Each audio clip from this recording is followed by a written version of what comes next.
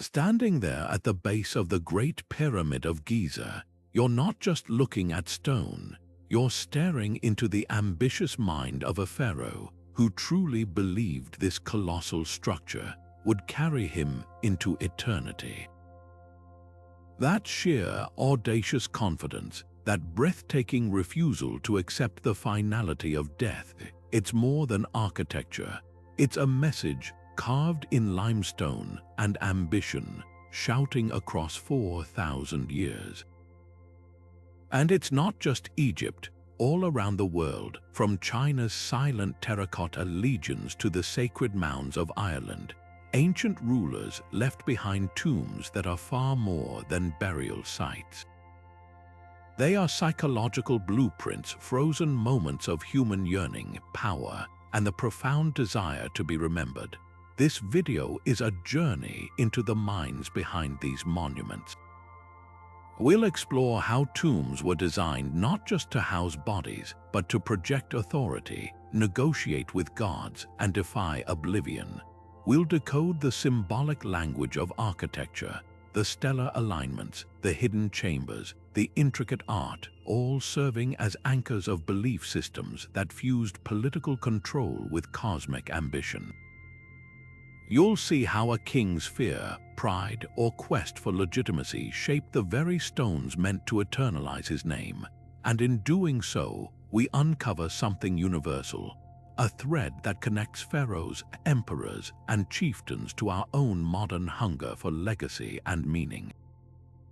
So join me as we travel across civilizations and centuries into the shadowy chambers and sunlit courtyards of history's most magnificent graves.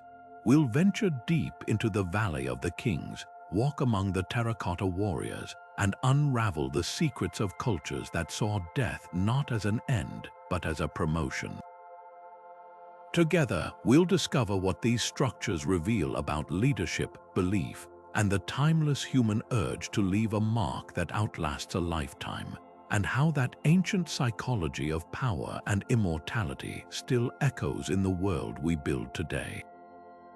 Now, to truly grasp the ambition behind these structures, we need to consider the sheer, almost unimaginable logistics.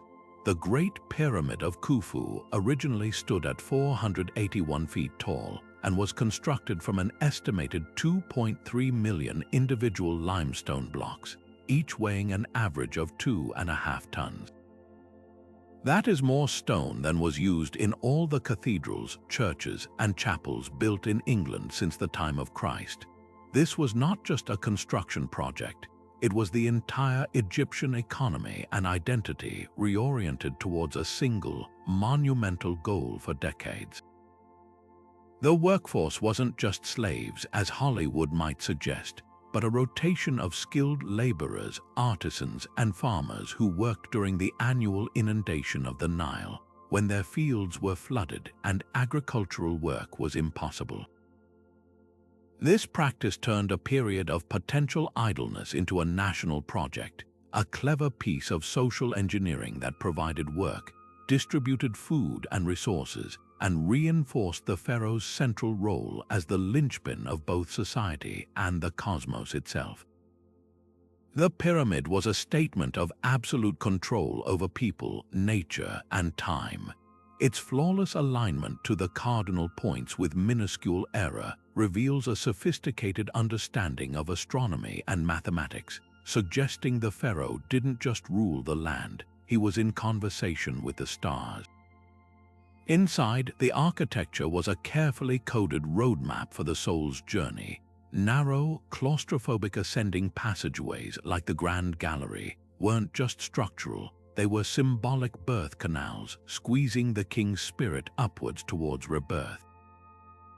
The burial chamber, often lined with immense granite blocks hauled from quarries hundreds of miles away, was more than a room. It was a sacred, sealed engine designed to trigger transformation. Hieroglyphic spells from the pyramid texts, the oldest known religious writings in the world, cover the walls of later pyramids. These weren't decorations, They were functional scripts, a spoken toolkit of passwords and commands for the king to use against the demons and deities he would meet in the underworld. Every element, from the smallest carving to the mountain of stone itself, was a component in a machine for achieving immortality. This is what Egyptologist Dr. Kara Cooney means by state-sponsored immortality. The state, its people, its wealth, and its very purpose were mobilized to bankroll one man's quest to conquer death. It was the ultimate projection of power, a message to the people that their ruler was a god on earth whose authority did not end at the grave but was in fact eternal. The pyramid complex, with its temples, causeways, and smaller queen's pyramids, was a perpetual motion machine of ritual. Priests maintained daily offerings there forever, feeding the king's spirit, ensuring his continued presence and favor. In life, the rising pyramid was a constant, overwhelming reminder of the pharaoh's divine power.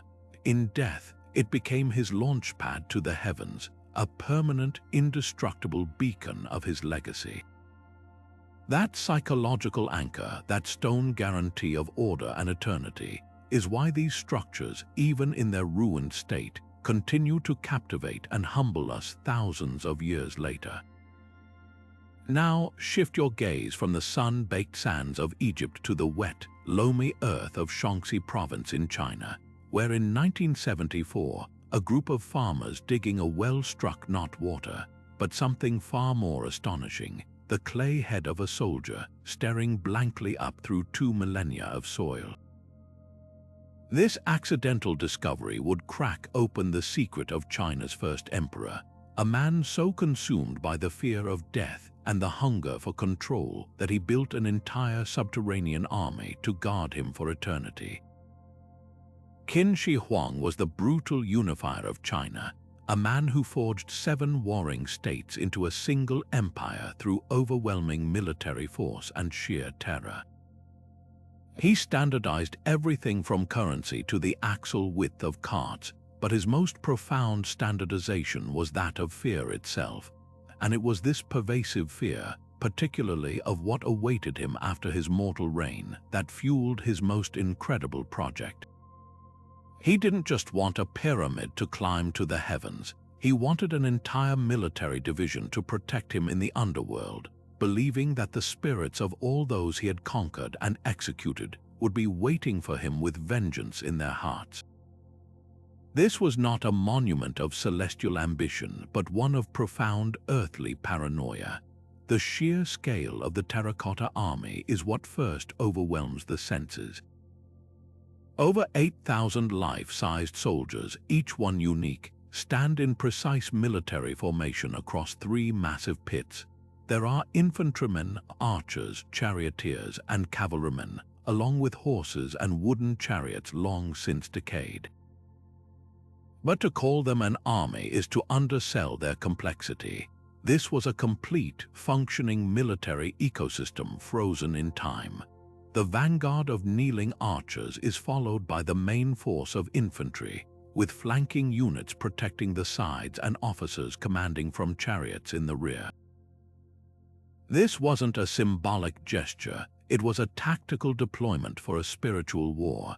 Each figure was crafted from local clay in an assembly line process that would be familiar to any modern automaker.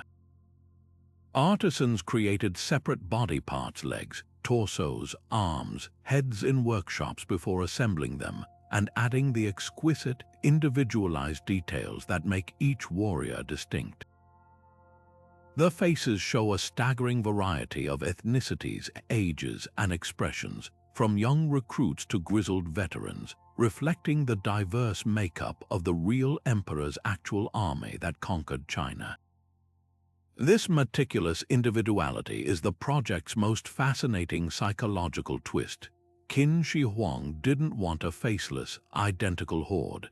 He wanted 8,000 specific bodyguards, each with their own eyes watching a different sector of the afterlife, each with their own unique strength to counter a unique threat. It speaks to a mind that saw danger everywhere, even in the realm of spirits, and believed that only hyper-specific, overwhelming force could guarantee his safety. Beyond the soldiers, his tomb complex, which remains mostly unexcavated according to his wishes, is described by ancient historians as a microcosm of his entire empire. Legends speak of rivers of flowing mercury simulating the great rivers of China, ceilings inlaid with pearls for stars, and booby traps set to kill any intruder. This reveals a psychology that went far beyond simple protection. It was about replication and control. If he could not take his empire with him, he would build a perfect underground duplicate of it, over which he could rule forever. The Terracotta Army was merely the garrison for this eternal kingdom. The cost of this project was astronomical, consuming a massive portion of the young empire's wealth and manpower at a time when the population was exhausted by decades of war. This highlights the terrifying priority of an absolute ruler. His personal immortality and security mattered more than the welfare of his living subjects. The obsession with legacy here is not about being remembered fondly, but about maintaining eternal dominance. It is the ultimate expression of authoritarian insecurity, a belief that power is so fragile that it must be enforced with clay and bronze even after death. Where the Egyptian pharaoh sought a cosmic rebirth, the Chinese emperor was preparing for an eternal siege, proving that the architecture of immortality is always a direct reflection of the psychology of the power that built it. Now let's journey from the orderly rows of China's terracotta garrison to the dense jungles of Mesoamerica, where tombs were not fortresses but gateways. Imagine pushing aside a curtain of vines to enter the cool, dark interior of the Temple of the Inscriptions at Palenque. The air is thick with history and humidity. You descend a narrow, corbel-vaulted staircase that seems to plunge deep into the heart of the pyramid itself, and there you find it, the massive, intricately carved stone lid of King Pakal the Great's sarcophagus. This isn't merely a grave marker, it's a cosmic map, one of the most profound and debated artworks of the ancient world. The king is shown not in death, but in dynamic motion, falling down the world tree, the Seba, which connects the underworld, the earth, and the heavens.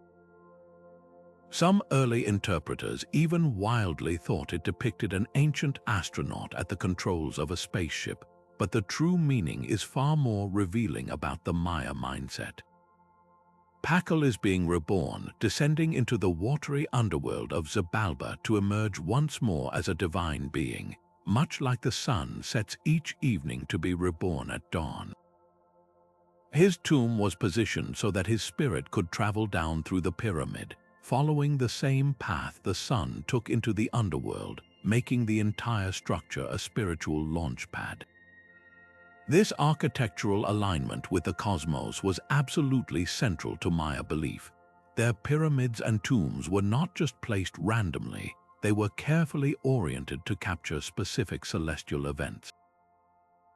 At the spring and autumn equinoxes, for example, the play of light and shadow on the steps of El Castillo at Chichen Itza creates the illusion of a serpent slithering down from the heavens, connecting the ruler to the feathered serpent god Kukulkan. A ruler's burial within such a structure was the ultimate validation of his life's work. By being interred in a building aligned with the movements of the sun, moon, and stars, the king was forever linked to the eternal, unchanging cycles of the universe. His mortal remains became a permanent part of the cosmic machinery, proving he had been a successful steward of the natural and spiritual order. His role in life as the axis mundi, the crucial point of connection between the gods and humanity, was thus cemented for eternity. His death was not a failure of power but its final, necessary act, transforming him from a political leader into a permanent cosmological fixture. The Aztecs, drawing from similar deep wellsprings of Mesoamerican tradition, took this concept of transformational death to its logical extreme. For them, a ruler's passing was not a somber end but a moment of apotheosis. He didn't die, he was deified. The most powerful example of this belief is found not in a grand tomb, because most Aztec emperors were not buried in the traditional sense, but in their funerary rituals. When an emperor like Ahuitzotl died, his body was cremated. This was not a destruction of the body, but a liberation of the spirit through the transformative power of fire. His ashes, along with lavish grave goods and the remains of sacrificed servants who would accompany him, were then placed in an urn. This urn was not hidden away in a secret chamber. It was installed in a temple, often alongside the effigies of the gods themselves. He became an object of direct worship, a divine ancestor who could be petitioned for guidance and favor. His successor would then literally feed his spirit with blood offerings, the most sacred sustenance in the Aztec world, ensuring the deceased emperor's continued influence and blessing over the empire. This psychology redefines our understanding of power.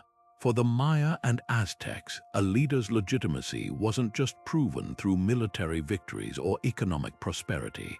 It had to be validated through a cosmic performance where death served as the final, grand stage.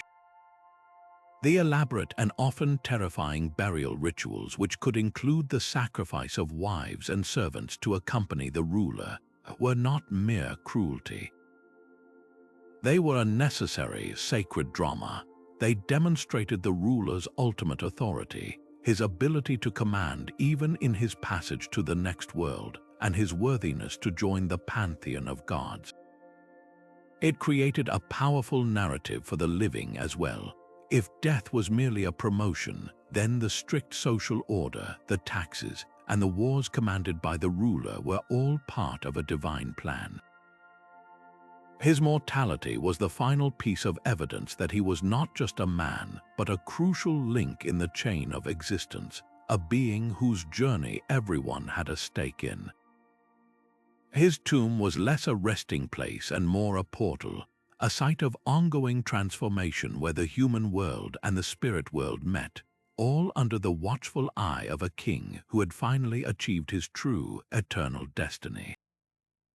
Leaving the steamy jungles of Mesoamerica, we now travel to a place of unexpected fragrance and hidden gold, the rolling hills of Bulgaria's Valley of the Roses. For centuries, this region has been famous for producing the world's finest rose oil, a symbol of delicate beauty. But beneath these fragrant fields lies a far more metallic and potent secret: the burial mounds of the Thracian kings, a warrior aristocracy whose concept of immortality was forged not in cosmic alignment, but in the brilliant, unmistakable glow of gold.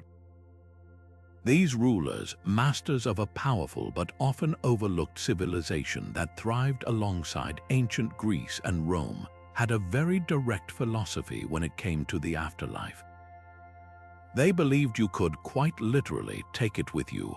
Their tombs, known as tumuli, are earthen mounds that dot the landscape, appearing as simple, natural hills to the untrained eye.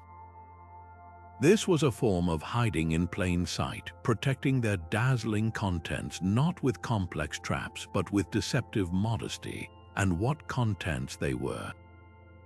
The discovery of these tombs has unveiled some of the most breathtaking ancient artifacts ever found. Picture a solid gold funeral mask, so meticulously hammered that it captures the exact likeness of a stern, powerful man with a neatly trimmed mustache and closed eyes, forever at peace. This wasn't a generic symbol. It was a portrait, a deliberate act of preserving the king's individual identity for eternity. Alongside him would be ritually sacrificed horses, their bridles adorned with gold and silver, ready to carry him in style in the next world. Elaborate vessels made of silver and gold, intricately decorated with scenes of mythology and power, were placed beside him, filled with wine for eternal feasts. One of the most spectacular finds is the panegyric treasure, a ritual wine service of pure gold comprising 9 exquisitely crafted vessels weighing over 13 pounds in total. Each piece is a masterpiece covered in detailed scenes depicting Thracian myths, Greek gods, and ethnographic figures, revealing a culture deeply connected to the wider ancient world, yet fiercely proud of its own identity. This staggering opulence served a profound psychological and spiritual purpose. For the Thracians, material wealth was not separate from spiritual power, it was its essential currency. They believed that the gods of the underworld could be petitioned, negotiated with, and impressed. A king arriving at the afterlife's gates with a retinue of gold-bedecked horses, wearing a mask of gold, and bearing vessels overflowing with precious offerings was not just a wealthy man. He was a potentate, a figure of immense status who deserved a prime place in the divine hierarchy. His riches were his passport and his leverage, ensuring he wouldn't become just another soul in the afterlife, but would maintain the privileged existence he had enjoyed on Earth. This created a fascinating psychology of competitive display among successive rulers. Each new king felt the pressure to outdo his predecessors, to build a larger tumulus, to commission even finer gold work, to include even more grave goods.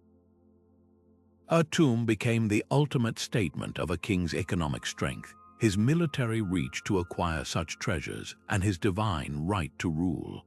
It was a public performance of power, meant for the gods but also for his living rivals and successors, a permanent and undeniable record of his prosperity. In this worldview, immortality wasn't an abstract concept of memory. It was a direct continuation of one's earthly status, and that status required visible, tangible, and indestructible proof. The gold had to last forever because the king's soul depended on it. But to truly appreciate the genius of Newgrange, you have to stand outside it on a cold, clear morning around the 21st of December. This massive, grass-covered mound, over 260 feet in diameter and 40 feet high, is surrounded by a stunning curb of 97 large stones, many engraved with mysterious spirals and diamond shapes. The entrance is marked by one especially magnificent slab, covered in intricate megalithic art, and above that entrance is a small, seemingly insignificant opening known as the roof box. For 364 days of the year, this opening looks out onto nothing but darkness. But on the dawn of the winter solstice, something magical happens. As the sun crests the horizon, a narrow, precise beam of light begins to penetrate through this roof box. It travels slowly down the 60-foot-long, stone-lined passageway, a journey that takes about 4 minutes until it finally reaches the very heart of the tomb, the cruciform central chamber. For a breathtaking 17 minutes, this chamber, which has sat in utter darkness for an entire year, is dramatically illuminated by this golden shaft of sunlight, dramatically highlighting the intricate spiral carvings on the walls before the light retreats just as slowly as it arrived. This is not a vague alignment. It is a precise, calculated, and repeatable astronomical event, achieved 5,000 years ago by people working with nothing but stone, earth, and an incredibly sophisticated understanding of the movements of the heavens. This feat of engineering elevates the structure far beyond a simple tomb. It becomes a cosmic clock, a cathedral dedicated to the rebirth of the sun at the year's darkest point. The individual buried here, whose cremated remains were found in the chamber, was not just a leader. He or she was being presented as the very reason for this celestial phenomenon. The psychological message to the community was staggering. Our leader has such a powerful connection to the forces of the universe that even the sun obeys his command, returning each year to resurrect his spirit and, by extension, ensure the renewal of life for our crops, our herds, and our people. His eternal presence in the mound guaranteed the cycle of the seasons. He became the anchor of reality itself. This was the ultimate blending of governance and spirituality. His authority didn't come from a legal document or a standing army. It came from a perceived symbiotic relationship with the cosmos. The tomb was a machine that proved this relationship worked, generation after generation, commanding not just obedience but genuine awe. Newgrange is not an isolated phenomenon. This same deep understanding of astronomy is etched into the landscape all across Neolithic Europe. At Bryn Celyn in Wales, the sun strikes a specific quartz-rich stone within the chamber on the summer solstice sunrise. In Portugal's Almenda's Cromlech, stone circles align with both the solstices and equinoxes. The Carnac stones in France, thousands of menhirs arranged in long parallel rows, seem to chart celestial movements on a gargantuan scale. These societies, without a written word as we know it, were clearly master astronomers, encoding their knowledge not in texts but in the very placement of multi-ton stones. They were building permanent, indestructible calendars and observatories that would function long after their builders were gone. The psychology behind these passage tombs is profoundly different from the later pyramids and terracotta armies. This isn't about a single egocentric ruler projecting personal power for all eternity. It feels more communal, though still hierarchical. The leader is being elevated to a mythic status, but his power is framed as being entirely in service to the community's survival. He becomes a necessary component in the machinery of the universe, a human switch that ensures the sun will return, the rains will fall, and the land will remain fertile.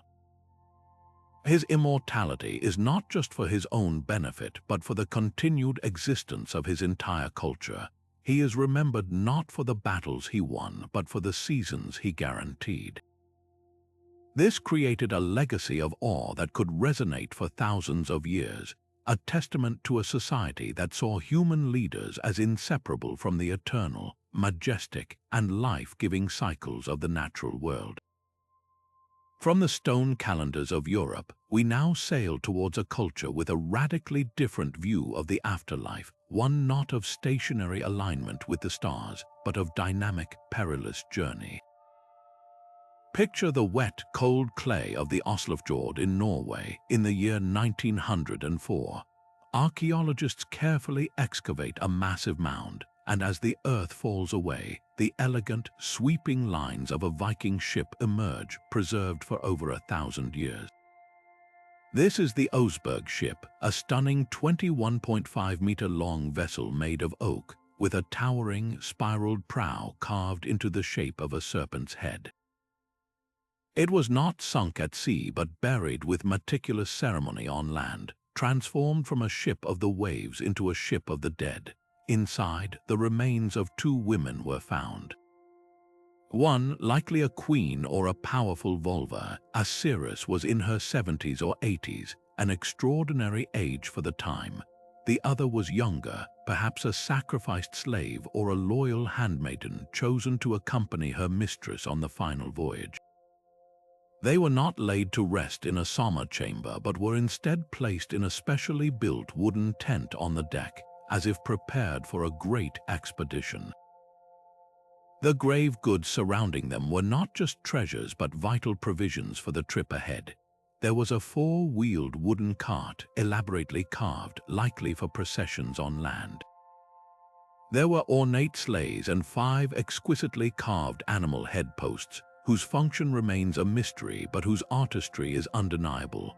They discovered beds, chests, kitchen utensils like iron cauldrons and a frying pan, and even a full set of farming tools, scythes, sickles, and a plow.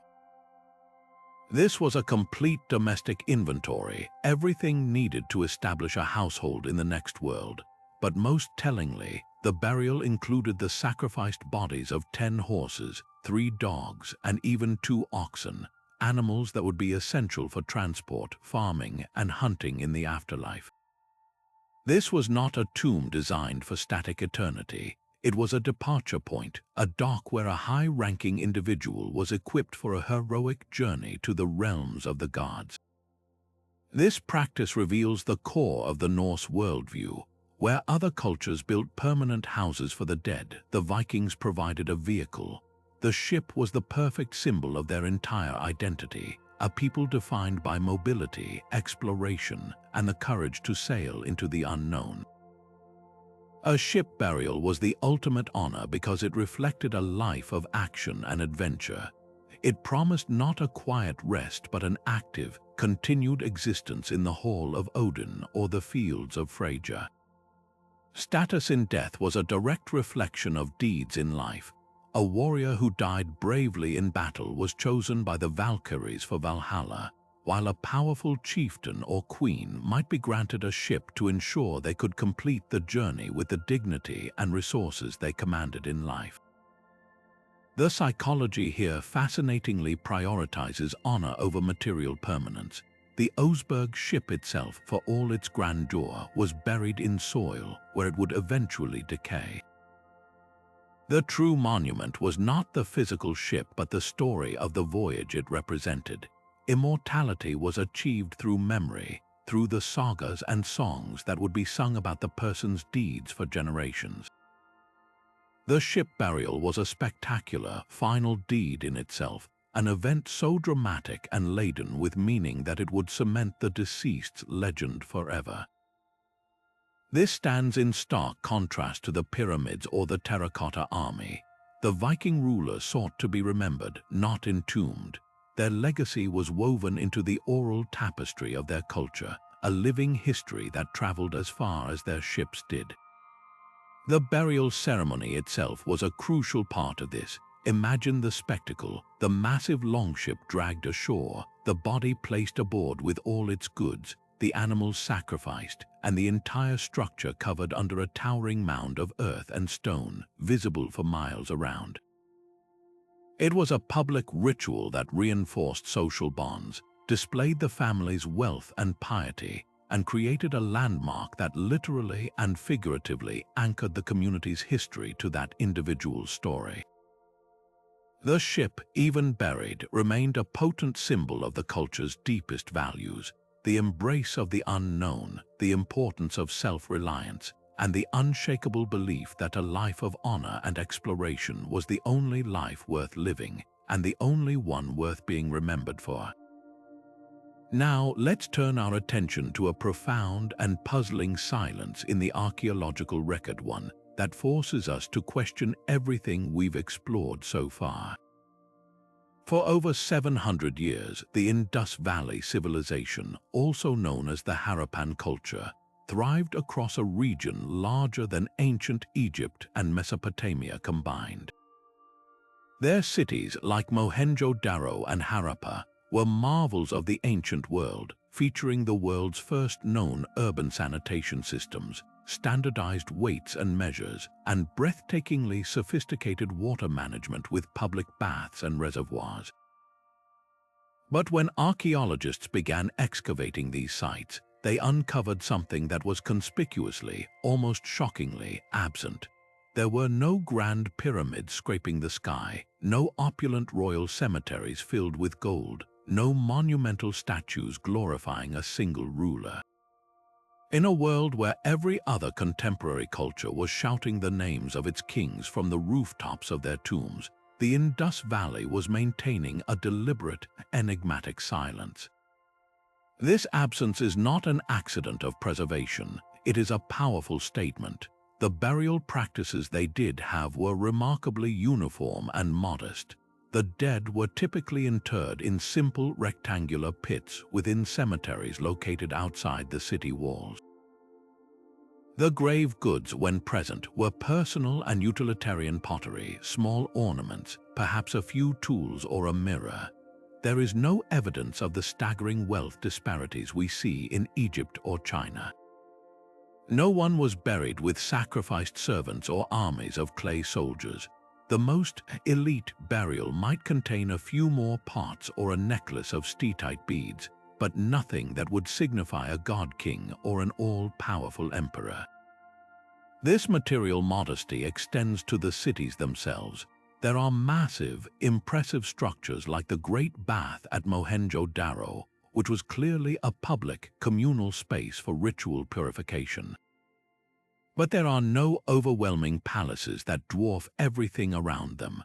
The largest buildings are thought to be granaries or assembly halls, structures that served a collective purpose rather than aggrandizing an individual. So what does this profound lack of royal glorification tell us? It suggests a radically different psychology of power, one that might have been more corporate or collective in nature. Power may not have been concentrated in the hands of a single, deified ruler, but was instead distributed among a group of elders, merchants, or ritual specialists. Some scholars propose they were governed by a form of oligarchy or even a priestly class that focused its energy on maintaining cosmic and social order rather than personal legacy. Their symbols of authority weren't grand tombs but the perfectly laid out streets, the functioning drains, and the standardized bricks that built a society of unparalleled harmony and efficiency for its time. Their immortality project was the city itself, the thriving, well-ordered community that would endure. Their legacy was collective well-being, not individual fame. This presents a monumental challenge to our assumptions. We often project a universal human desire for personal immortalization onto the past, but the Indus Valley people seem to have followed a different path. It forces us to ask a critical question. Is the drive to build a giant tomb and have your name remembered for millennia a fundamental part of human nature, or is it a specific cultural choice, one that requires a very particular set of beliefs about the self, power, and the afterlife? The Indus Valley enigma suggests that the psychology of immortality is far more flexible and culturally conditioned than we might think. In a world without giant monuments to ego, they achieved a different kind of eternity, one that lives on in the enduring mystery of their quiet, sophisticated, and profoundly egalitarian civilization. After the soaring heights of pyramids and the subterranean legions of terracotta, we arrive at a monument that speaks in a quieter, yet profoundly resonant voice. In the vast, arid plain of Pasargadae in modern-day Iran, stands the remarkably modest tomb of Cyrus the Great.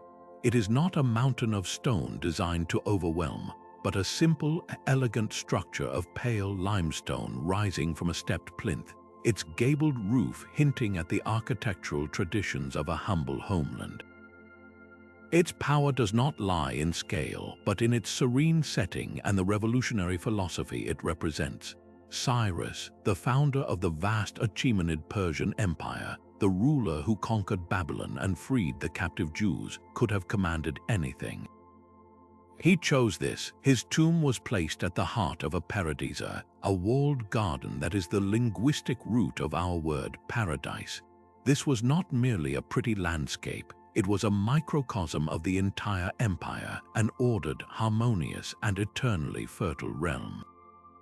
Canals of cool water, known as kanats, flowed in straight lines, feeding rows of shade trees, fragrant flowers, and perhaps even orchards. This garden was a symbol of his kingship, not a force that dominated nature, but one that cultivated it, that brought life and order to the wilderness. This stands in radical opposition to the psychology we've seen elsewhere, where a pharaoh sought to build a machine to blast his soul into the heavens, and a Chinese emperor prepared for an eternal siege. Cyrus presented a vision of earned immortality. The message etched not in hieroglyphs but in the very design was that a ruler's legacy was not guaranteed by the tonnage of his tomb, but by the justice of his rule. Ancient sources, including the Greek historian Xenophon and the Jewish texts that hail him as a messiah, describe Cyrus not as a tyrant but as a pragmatic and tolerant leader who respected the customs and religions of the diverse peoples he brought under his dominion. His immortality would be secured not by intimidating future generations with a mountain of rock, but by being remembered as a good shepherd to his people, a ruler who provided peace, stability, and prosperity, a veritable paradise on earth. The garden tomb was the perfect metaphor for this belief. Just as the garden required constant care and nurturing to flourish, so too did an empire. His legacy was this cultivated, lasting order, not a personal monument to his ego. The psychological impact of this choice is profound. It reflects a leader so secure in his power and his place in history that he felt no need to shout it.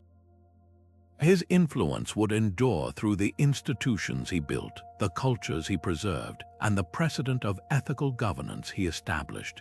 This humility itself became a powerful tool of statecraft. By presenting himself as a servant of order and harmony rather than a domineering god-king, he fostered loyalty and legitimacy that sheer force could never achieve. His tomb, standing alone in its garden, became a pilgrimage site for later Persian kings who came to pay their respects and, crucially, to legitimize their own rule by connecting themselves to his virtuous example. Alexander the Great, upon conquering Persia, was said to have visited the tomb and been moved by its simplicity, ordering it to be restored and protected. Even a foreign conqueror felt the weight of Cyrus's moral authority. This demonstrates a different path to eternity, one where true power is measured by cultural continuity and respect, not by the physical endurance of one statue. In the end, the modest tomb of Cyrus has arguably exerted a far greater influence on ideas of kingship and legacy than many larger mausoleums, proving that a legacy built on principle can be just as indestructible as one built of stone. Now we journey to the rolling hills of central Italy, to a culture whose vision of the afterlife was not one of cosmic journeys or silent armies, but of vibrant, eternal dinner parties.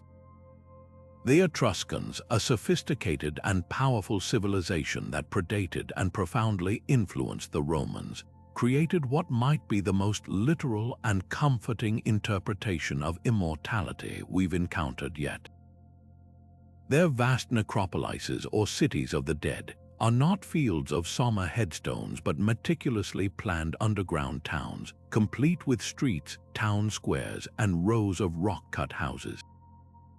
To walk through places like the Banditaxia necropolis at Cerveteri is to wander through a silent, subterranean suburb where every detail of daily life has been frozen in stone for eternity. The tombs themselves are not hidden away. They are designed to look like the homes of the living, with carved stone beds, chairs, and even ceiling beams, all faithfully reproduced within the burial chambers. This was no metaphorical connection. It was a direct and deliberate architectural echo, a belief that the best way to ensure a happy afterlife was to simply replicate the most enjoyable parts of earthly existence forever. The true soul of these eternal homes, however, is painted on their walls. Step inside the tomb of the leopards or the tomb of the triclinium in Tarquinia, and you are instantly transported into the middle of a joyous, raucous banquet. The walls explode with color and life, depicting elegant men and women reclining on couches, being served wine by attentive attendants, dancing to the music of flutes and lyres, and playing lively games. The atmosphere is one of unapologetic celebration, of music, dance, and sensual pleasure. The figures are not stiff or formal. They are animated, engaged, and flushed with the joy of the feast. This vivid art was not merely decorative. It was functional magic, a form of sympathetic ritual designed to conjure into reality the very scenes it portrayed. By painting the banquet, the Etruscans believed they could ensure its perpetual occurrence in the afterlife. The tomb became a permanent venue for an endless party, a guarantee that the social rituals that defined their elite status would continue unabated beyond the grave. This reveals a psychology profoundly different from the fearful paranoia of Qin Shi Huang or the cosmic ambitions of Pakal. For the Etruscan elite, the great fear was not oblivion or divine judgment, but social oblivion. The terror was that death might mean a demotion, a loss of their privileged status, fine wines, and position at the head of the table. Their tombs were the ultimate insurance policy against this, designed to lock in their social standing for all time. The entire necropolis, with its streets mirroring those of the city of the living, reinforced this rigid social hierarchy. The most powerful families built the largest, most centrally located tumuli, their grandeur ensuring their prominence in the afterlife community, just as their mansions did in the world above. This wasn't just about personal comfort, it was a public declaration of a family's enduring power, a statement to the living community that their influence was so entrenched it would continue unchallenged even in the realm of the dead. In this way, immortality became the ultimate perpetuation of the established social order, a world where the elite could enjoy their symposia, their wealth, and their authority literally forever. This profound shift in the psychology of power becomes vividly clear when you stand before the great stupa at Sanchi.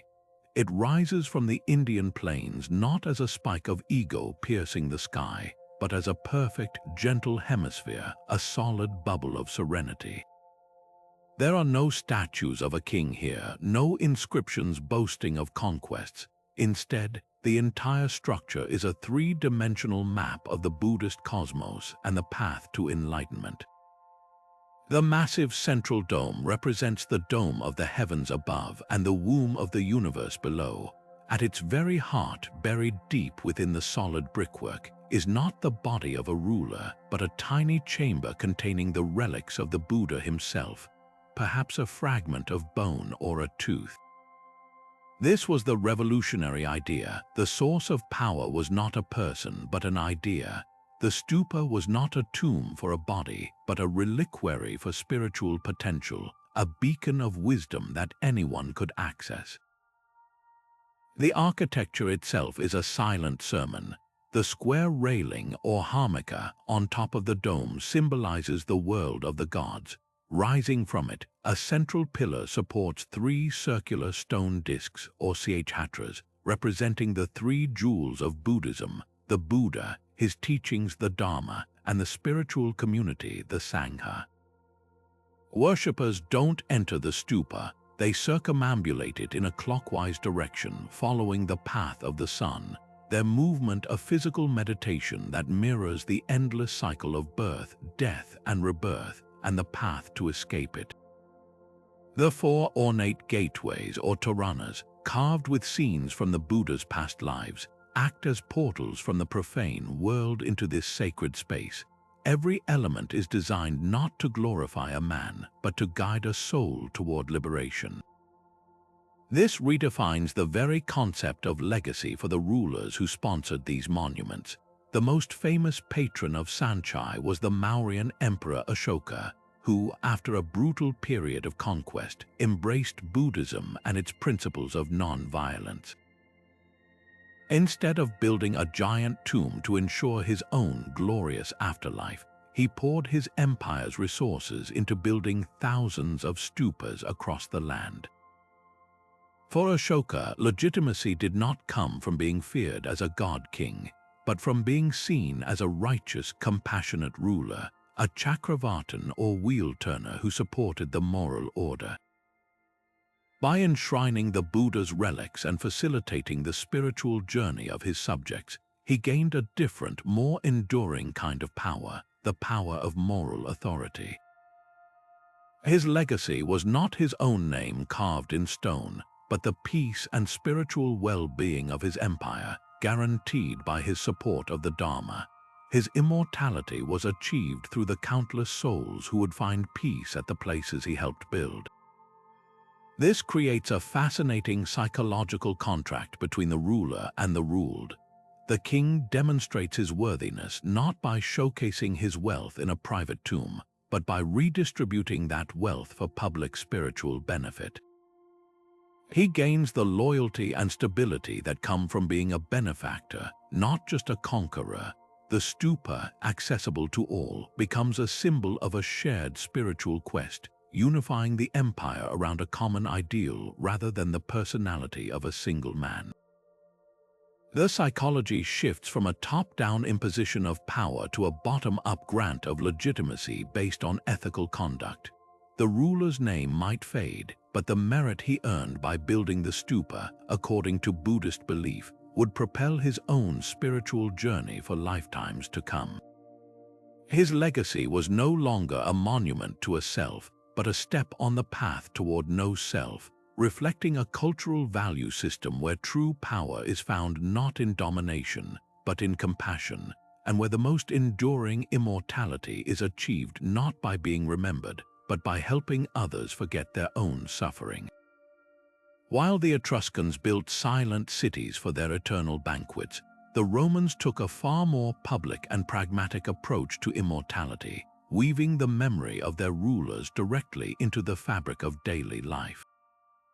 The journey of Hadrian's mausoleum is the perfect example of this brilliant, enduring strategy.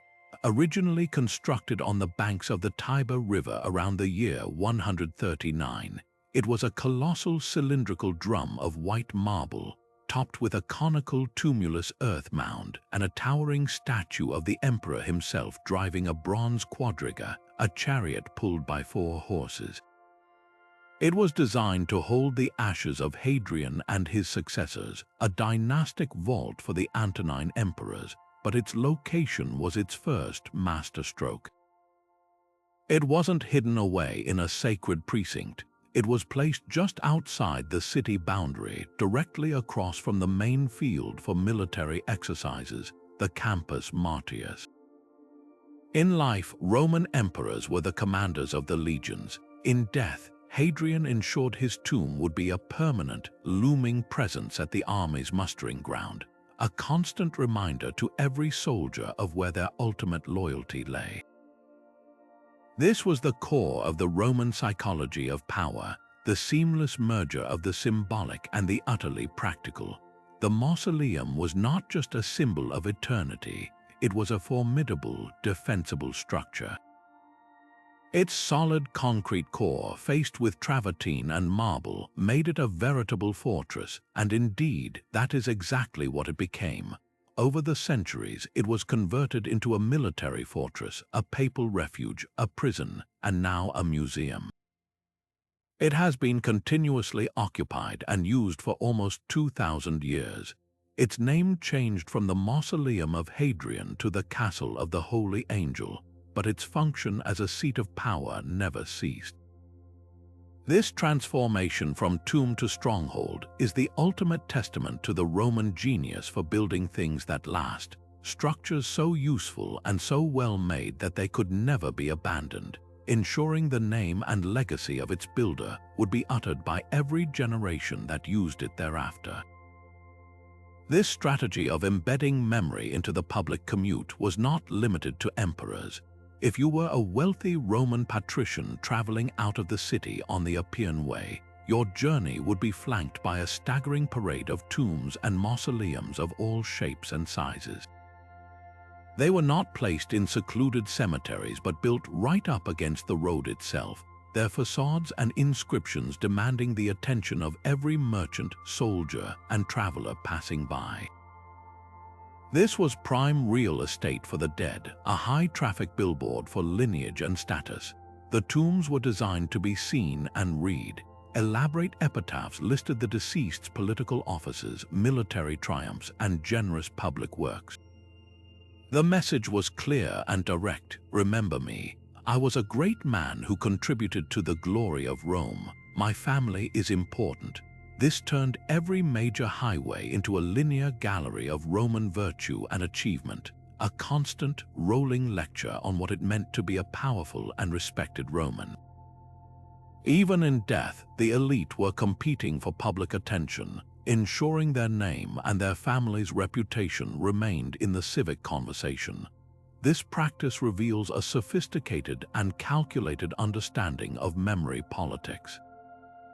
The Romans knew that power was not just about controlling the present, it was about colonizing the future, shaping the historical narrative that would be told about you.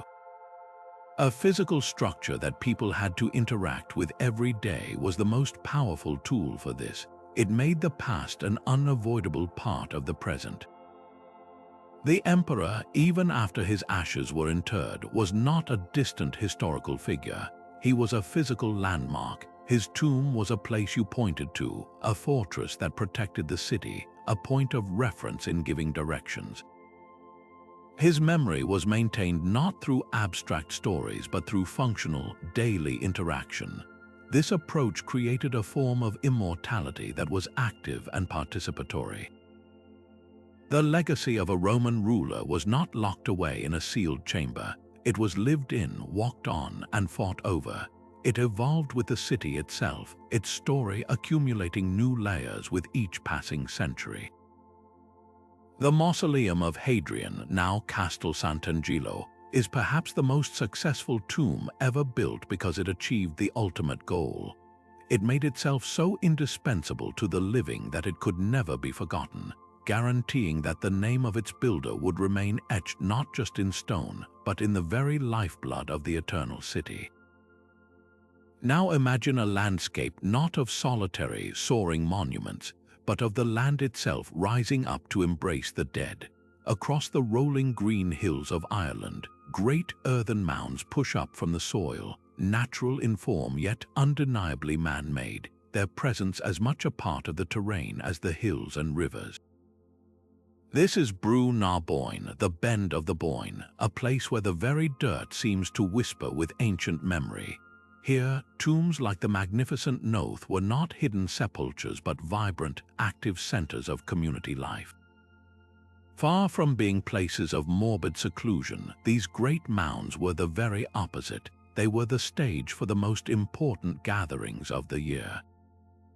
On the solstices and equinoxes, and during great festivals like Samhain, which marked the end of the harvest and the beginning of the dark half of the year, the community would converge upon these sacred hills. They weren't coming to mourn, but to celebrate, to feast, to conduct trade, and to reaffirm their bonds with each other and with the rulers who claimed descent from the gods and heroes buried within. The tomb was the literal and spiritual hearth of the tribe, the fixed point around which the wheel of the year and the wheel of life turned. This practice reveals a Celtic world-view where the boundary between the world of the living and the other world was incredibly thin, a permeable membrane rather than a solid wall. The burial mound was the ultimate interface, a sacred hotspot where communication and exchange between the two realms were not just possible but actively encouraged. The ruler who could control access to this interface, who could mediate between his people and the powerful ancestors within the mound, held a form of authority that was both spiritual and utterly practical. His power didn't come from a written decree or a standing army alone. It came from his perceived kinship with those mythic predecessors sleeping within the earth. He was the living representative of a divine lineage, the current steward of land that had been entrusted to his bloodline since time immemorial. By performing rituals at the mound, he was not just honoring the dead, he was checking in with the board of directors, receiving their blessing, and proving to everyone watching that the mantle of leadership had been passed directly to him from the ultimate sources of power.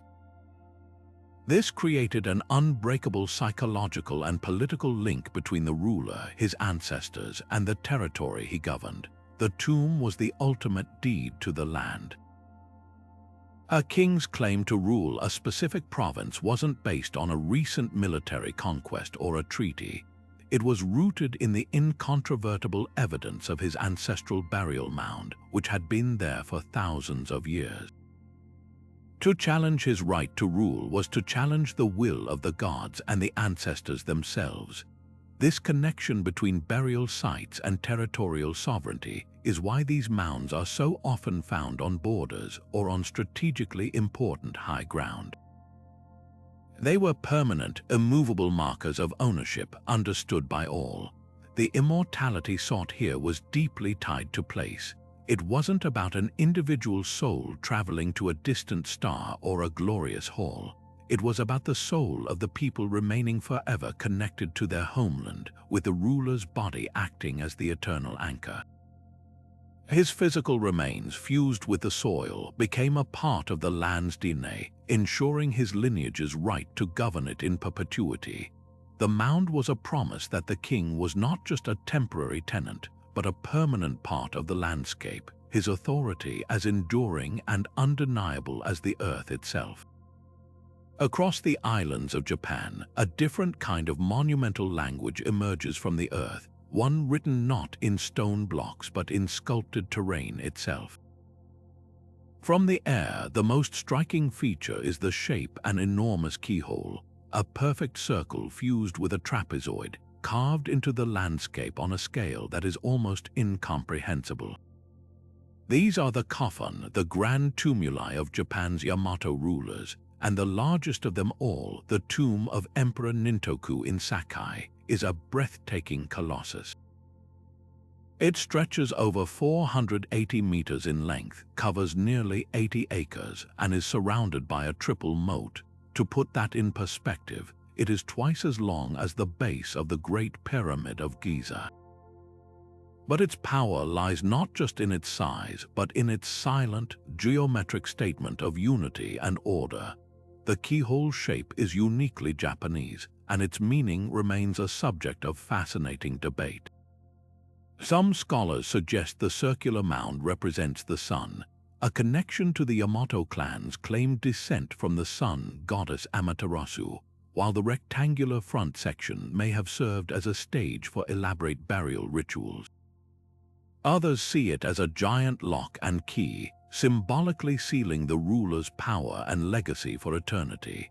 Whatever its precise origin, the shape became an instantly recognizable brand, a symbol of Yamato authority stamped across the heart of the Japanese archipelago.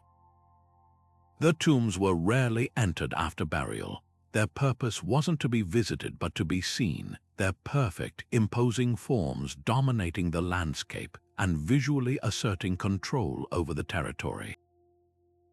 This architectural hierarchy was a direct and powerful reflection of the social order. The size and complexity of a coffin were meticulously calibrated to the status of the individual buried within. The massive keyhole tombs were reserved for the paramount rulers, while powerful clan chieftains were granted smaller, yet still impressive, keyhole-shaped mounds or circular tombs. Lower-ranking elites might have a simple circular or square mound. This created a visible, unchanging map of political power etched into the very soil. A subject would know their place in the world simply by looking at the tombs that dotted the horizon, a constant, silent reminder of the clan's structure and their position within it. The psychology at work here is profoundly collective. Unlike the pharaoh who sought personal deification or the Chinese emperor who built a private army, the Yamato ruler was interred as the eternal representative of his entire clan. His immortality was inextricably linked to the perpetual dominance and prosperity of his lineage. The tomb was not just his final resting place, it was the clan's foundational monument, a permanent anchor for their identity and their claim to rule. The immense labor required to build these mounds, moving millions of cubic meters of earth with simple tools, was likely provided by the chieftain's own people. This collective effort would have reinforced group cohesion, binding the community together in a massive project that celebrated their shared identity and their subservience to a common leader. The artifacts buried within these mounds, known as haniwa, further illustrate this focus on the collective. These were not hidden treasures of gold and jade, but unglazed, hollow clay figures placed on the surface of the tomb. Initially simple cylinders, they evolved into a stunning array of forms: solemn warriors with quivers of arrows, female shamans with serene expressions, horses with elaborate tack, boats, houses, and even chickens. Together, they formed a silent terracotta community frozen in time around the burial mound. This wasn't an army for conquest, but a cross-section of the world the ruler governed, a model of his entire society, complete with its military, spiritual, and domestic spheres. It was a prayer made of clay, a hope that the entire social structure, with the clan at its head, would be preserved and perpetuated in the afterlife exactly as it was on Earth. The ruler's legacy was not his own story, but the unbroken story of his people, ensuring that his death did not create a power vacuum, but instead cemented the clan's right to rule for all generations to come. Now let's ascend into the high Andes, where the very concept of death as an ending is turned on its head. In the Inca Empire, a ruler's work was never done, not even by something as trivial as dying. When an emperor passed away, his body was not buried or sealed away in some dark crypt to be forgotten. Instead, it was meticulously preserved through a complex process of mummification. The organs were removed and the body was treated and dried, often in a fetal position, the same position in which he had entered the world. But this was not a preparation for a journey to the afterlife.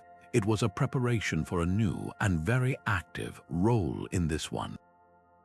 The resulting mummy, known as a malqui, was not a corpse to be mourned. It was a living ancestor, a revered counselor who remained a vibrant participant in the empire's political and spiritual life. These royal mummies were treated with breathtaking reverence and tangible care. They were housed in the Coricancha, the glorious temple of the sun in the capital city of Cusco, seated in positions of honor as if they were simply deep in thought. They were not hidden away but were central figures in the city's daily rhythm. Attendants, often from the ruler's own panaka or royal lineage group, were assigned to serve them in perpetuity. These servants would bring the mummies exquisite meals, hold golden cups of maize beer to their lips, and dress them in fine textiles. They would even take them out for ceremonial processions through the plazas of Cusco on important feast days, carried on lavish litters so they could see and be seen by their adoring subjects. The mummies would be arranged in order of their reign, a silent, physical council of state that embodied the entire history of the dynasty. This created a revolutionary psychology of power. Governance was not a solo act but a continuous, collaborative enterprise across generations. Death did not diminish a ruler's authority. It purified and elevated it, transforming a fallible man into an infallible oracle. When a new, living emperor faced a difficult decision, whether to go to war, how to manage a drought, he could literally consult his predecessors. Priests and attendants would act as intermediaries, perhaps interpreting slight movements, the fall of light, or other signs as the divine will of the mummified kings. This gave the new ruler's policies an unimpeachable source of legitimacy. He wasn't just acting on his own ambition. He was executing the collective wisdom of the empire's founding fathers, the semi-divine sons of the sun god Intai. It was the ultimate political strategy, a way to present every major decision as a consensus reached with the gods themselves. This system of ongoing influence allowed the Inca dynasty to accumulate power in a way no other empire could match. Each new ruler inherited not just the land and wealth of his father, but his actual physical presence and counsel. The authority of the state was not reset with each succession.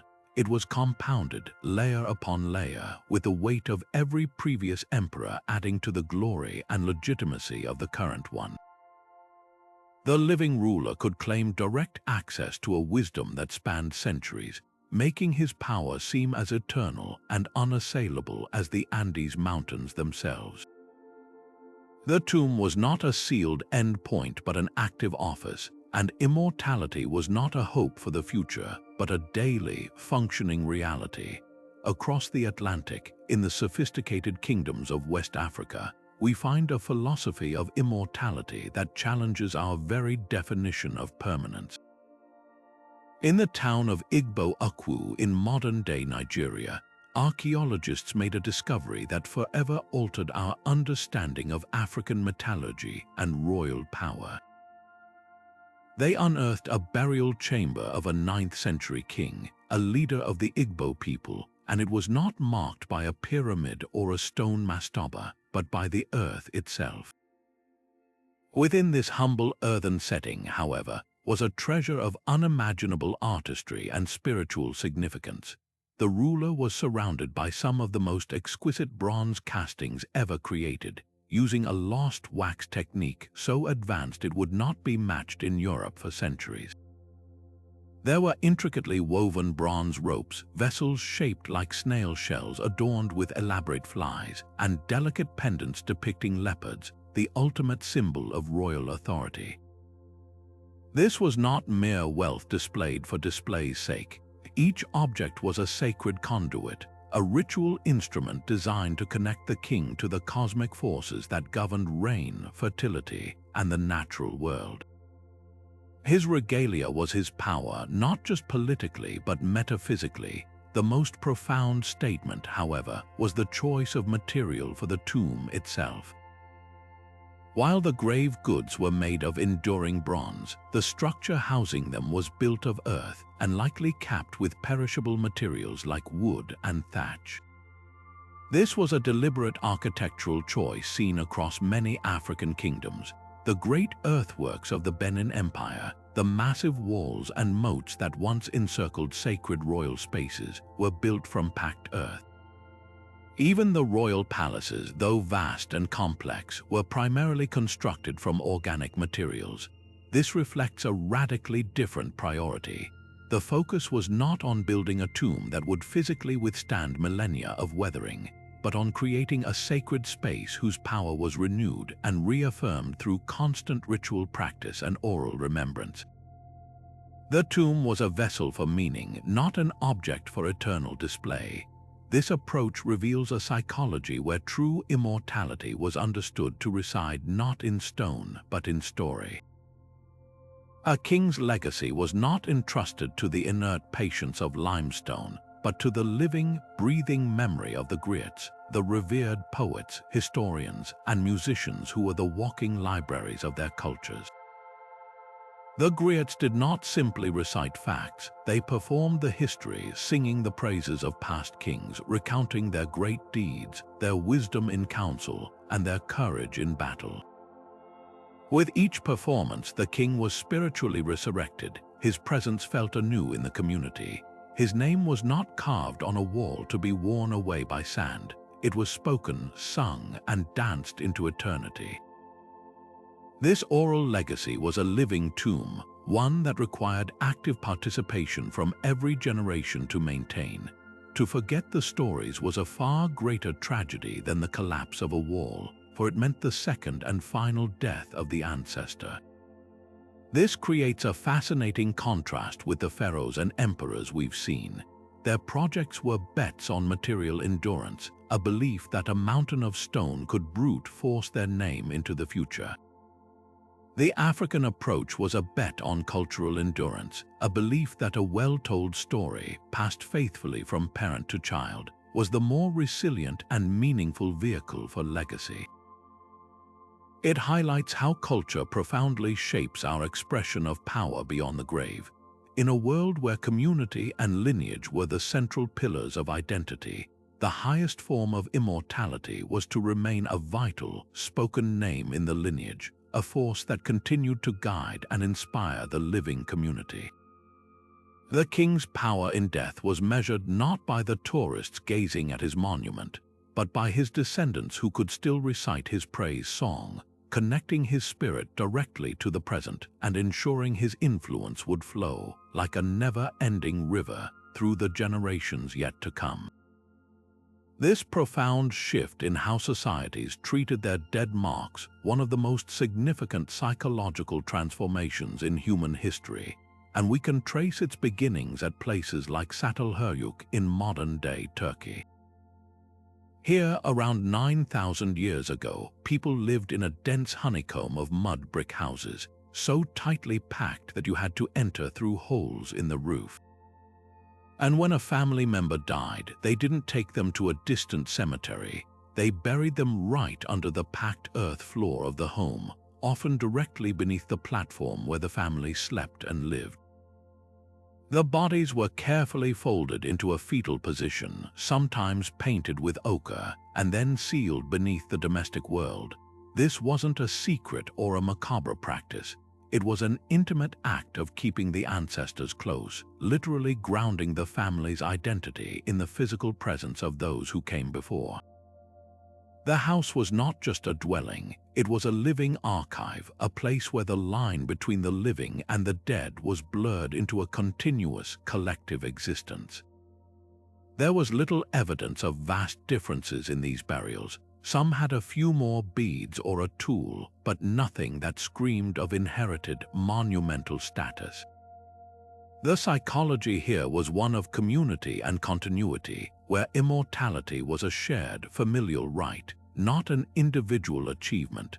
But as societies grew more complex, with the advent of agriculture allowing for surplus food and larger, more settled populations, something fundamental changed in the human psyche.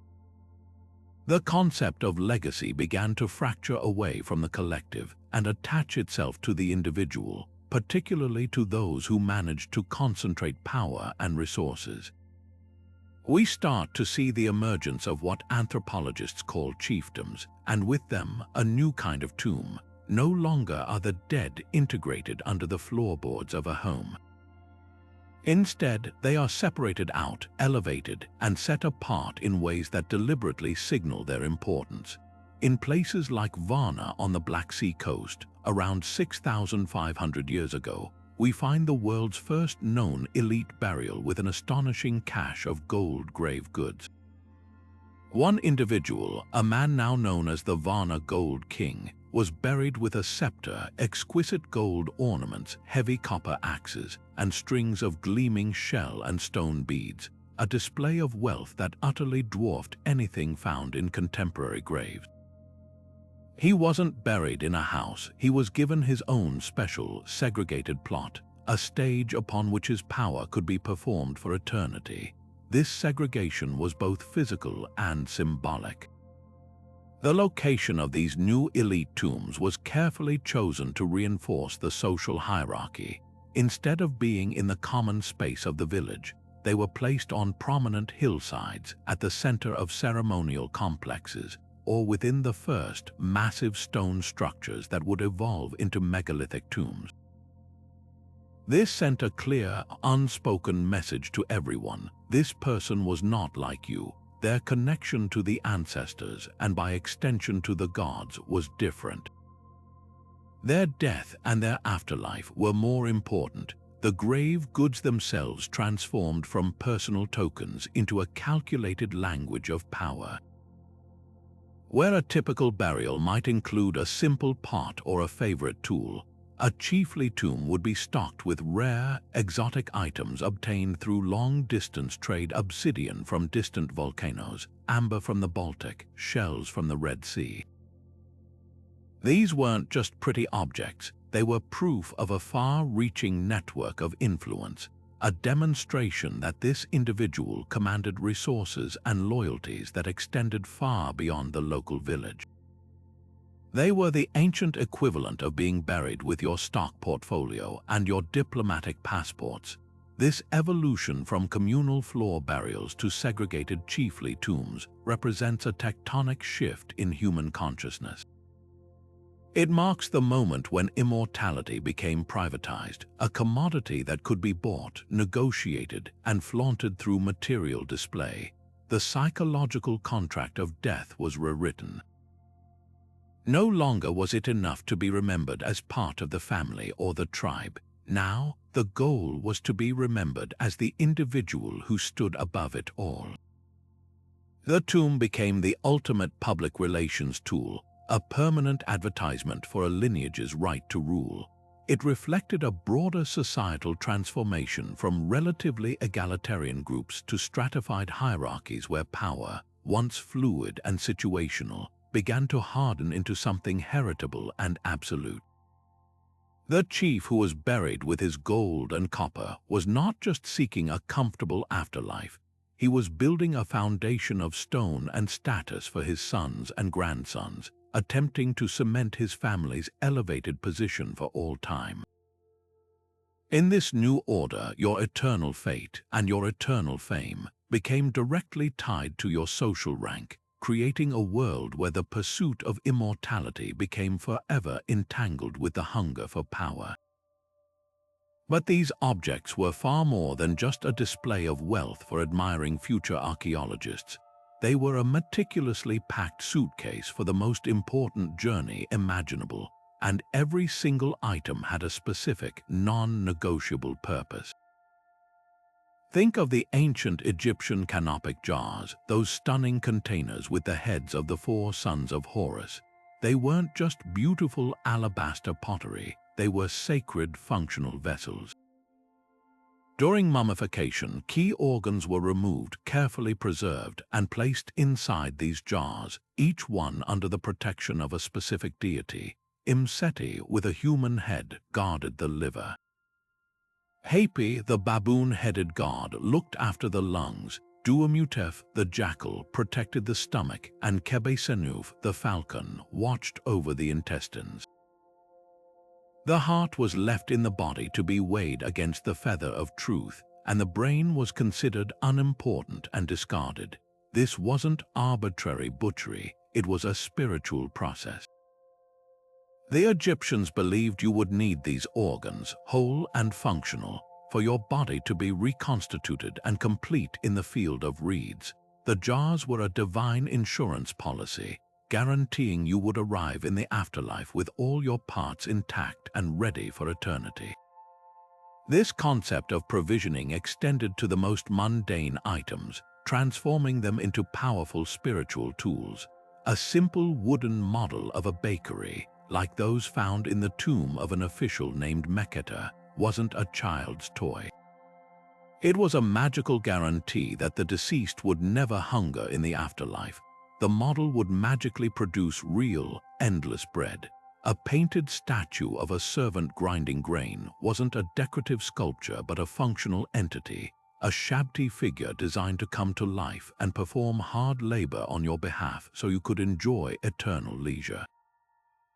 Even the walls of the tomb were functional, covered in hieroglyphic spells from the Book of the Dead that acted as a literal guidebook, providing the passwords needed to get past the demons guarding the gates of the underworld and the correct answers to give during the final judgment before Osiris. The tomb, in its entirety, was a metaphysical supply depot, a carefully curated collection of objects, words, and images designed to equip the soul for every possible challenge it might face. This psychology of preparation is seen across the ancient world, though the specific tools changed to fit the cultural landscape. In Han Dynasty China, emperors and nobles were buried in astonishing suits made from thousands of small plates of jade, meticulously woven together with gold or silver wire. Jade was not chosen for its beauty alone. It was believed to possess powerful magical properties that could ward off decay and protect the body from evil spirits. The suit was a spiritual suit of armor, an impermeable barrier that would preserve the physical vessel for the soul's eventual return, ensuring the individual's identity remained intact for eternity. It was the ultimate expression of a belief that immortality was a physical as well as a spiritual state, and it required the most precious materials on earth to achieve. Similarly, a sword placed in a Viking burial mound wasn't just a valuable heirloom. It was the essential tool a warrior needed to fight his way into Valhalla and defend its halls alongside Odin. A Celtic chieftain buried with his chariot and his best hunting dogs wasn't showing off. He was packing for the eternal hunt in the otherworld. This practice reveals a fascinating way ancient minds made the terrifying unknown of death manageable. By concretizing abstract spiritual concepts into physical objects, they could negotiate the journey. You can't pack courage or purity, but you can pack a weapon blessed by a priest and an amulet carved with a protective prayer. This also highlights a crucial aspect of power in these societies, controlling the means of immortality. The pharaoh didn't just control the grain supply, he controlled the workshops that produced the canopic jars, the quarries that provided the stone for sarcophagi, and the priests who knew the secret spells. The Chinese emperor monopolized the jade trade and the artisans who could work it. A ruler's ability to provide their elite with the finest ritual objects for their own tombs was a key method of securing loyalty. It created an economy of eternity where the most valuable currency wasn't gold, but guaranteed safe passage into the afterlife. The tombs we explore today are therefore more than treasure chests. They are the preserved inventories of ancient hopes and fears, a tangible manifestation of the universal human desire to pack for a journey into the light, ensuring we arrive not as penniless beggars, but as prepared and worthy travelers. Consider the sheer, gut-wrenching impact of standing before the mausoleum at Halicarnassus in its prime. This was not merely a tomb, it was a man-made mountain of white marble, soaring 140 feet into the sky, so magnificent that it earned a place among the 7 wonders of the ancient world. Every inch of its form was designed for one overwhelming purpose: to strike awe into the heart of any person who saw it, instantly communicating the absolute, godlike power of the man it housed, Mausolus, and his formidable wife, Artemisia. The structure was a layered masterpiece of conquest and culture. Its base was a massive rectangular podium, a solid and unshakable foundation of power. Upon this stood a colonnade of 36 columns, each one a testament to the reach of an empire that could command such resources. Crowning it all was a pyramidal roof, and at its very peak, a colossal statue of a 4-horse chariot, forever carrying Mausolus and Artemisia into the realm of legend. This architectural symphony wasn't just beautiful, it was a calculated display of dominance, a permanent declaration that this ruler's influence was so vast it could only be contained by a structure that defied the very scale of ordinary human achievement. This strategy of overwhelming scale was a universal language of power spoken by ancient rulers across the globe. The message was brutally simple and instantly understood by any subject, rival, or future generation. My resources are infinite, my will is unstoppable, and my authority is so absolute that it can reshape the very earth to my eternal glory. The Great Pyramid of Giza is the ultimate testament to this. The logistical insanity of its construction, quarrying, transporting, and precisely placing 2.3 million multi-ton blocks wasn't a secret technical manual, it was the entire point. Every citizen, every farmer who worked during the Nile's inundation, every artisan who spent a lifetime carving hieroglyphs was a living participant in this grand performance of power.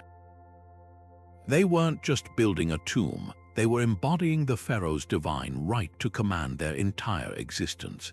The pyramid was a permanent, inescapable fact on the horizon, a daily reminder that their ruler controlled not just their taxes and their labor, but the very cosmos. It communicated that only a being with the direct backing of the gods could possibly orchestrate such an endeavor, making defiance seem not just treasonous, but blasphemous and utterly futile. This psychological warfare extended beyond raw size to intricate, mind-boggling complexity. The purpose was to create a sense of sublime wonder mixed with intimidation. Take the sprawling, labyrinthine tomb complex of China's first emperor, Qin Shi Huang. Ancient historians describe it as a subterranean universe, complete with palaces, pavilions, and rivers of flowing mercury, simulating the great waterways of his empire. The ceiling was inlaid with pearls to represent the stars and planets, creating an entire microcosm under the earth. And then there were the infamous booby traps, crossbows allegedly rigged to automatically fire at any intruder. Whether entirely factual or embellished, the propagation of these stories was itself a powerful psychological tool. It extended the emperor's aura of invincibility and terrifying power beyond death, creating a legend of danger that would protect his rest through fear long after his mortal guards had turned to dust. The Terracotta Army, in its perfect, silent ranks, was the visible tip of this iceberg, a hint at the unimaginable wonders and horrors that lay hidden beneath, forever discouraging any thought of violation. Ultimately, these structures were the ultimate branding exercises, etching a statement of superiority directly into the landscape for all eternity. They were not built for the dead, but for the living and the yet-to-be-born. A pharaoh's pyramid, a Roman emperor's mausoleum, a Chinese emperor's tumulus, each was a permanent claim on the territory, a declaration that this land, its people, and its history would forever belong to the legacy of one individual. The effort required, often consuming a nation's wealth and manpower for decades, was a form of psychological contract. It demonstrated a ruler's ability to mobilize a society towards a single, seemingly impossible goal, reinforcing the social hierarchy and their place at its apex. The tomb became the indestructible core of their legacy, a mountain of evidence that would forever testify to their superiority, ensuring that their name, their story, and their overwhelming presence would continue to dominate the human story, century after century, long after their mortal voice had fallen silent. Beyond the sheer scale of stone armies and cosmic pyramids lay a more intimate, and arguably more cunning, form of power: the architecture of fear. Imagine the moment a would-be tomb robber in ancient Egypt, having navigated the desert and found a hidden entrance, finally pries open a door deep within a pyramid. The air is stale, the darkness absolute, and then his torchlight catches the glint of carefully chiseled hieroglyphs on the wall, spelling out a promise of a horrifying fate. As for all men who shall enter this tomb, I shall seize their necks like a bird, I shall cast the fear of myself into them. This was not merely a warning, it was a psychological landmine, a final, brilliant act of control engineered to defend a pharaoh's rest by weaponizing the human imagination itself. These protective measures, from whispered curses to legendary booby traps, were far more than practical security. They were a sophisticated extension of a ruler's authority, designed to govern behavior from beyond the grave through the potent force of dread. The most famous example of this is, of course, the so-called Curse of Tutankhamun. When Howard Carter opened the young pharaoh's nearly intact tomb in 1922, the world was captivated. Soon after, a series of tragedies befell members of the expedition, most notably the death of its financial backer, Lord Carnarvon, from an infected mosquito bite mere months later. The press, hungry for a sensational story, pounced on the idea of a supernatural vengeance, igniting a global fascination with the mummy's curse.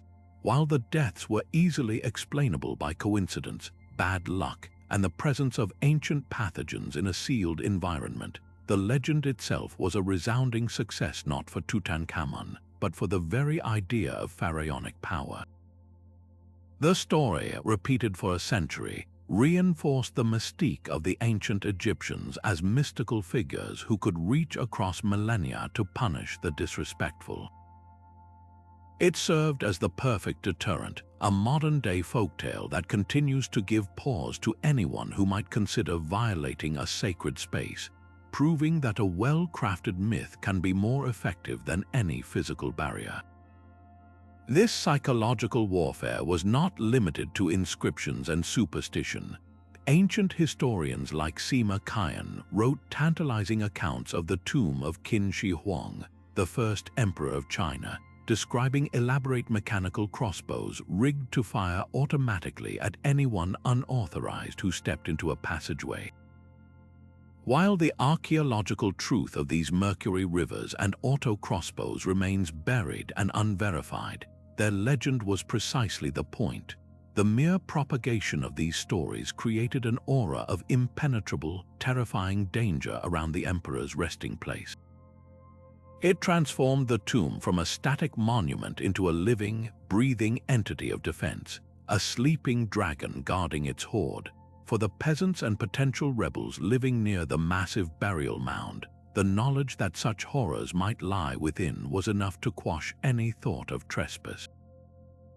The emperor's power was thus perpetuated not just by the silent terracotta army, but by the active, fearful rumors that swirled around his grave, extending his reach through the oral culture of the very people he once ruled.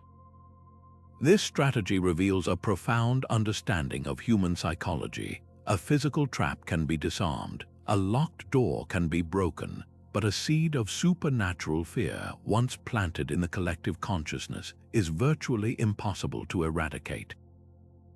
It grows in the dark, fed by imagination and whispers. By incorporating these elements into their final resting places, rulers were making a final, brilliant calculation.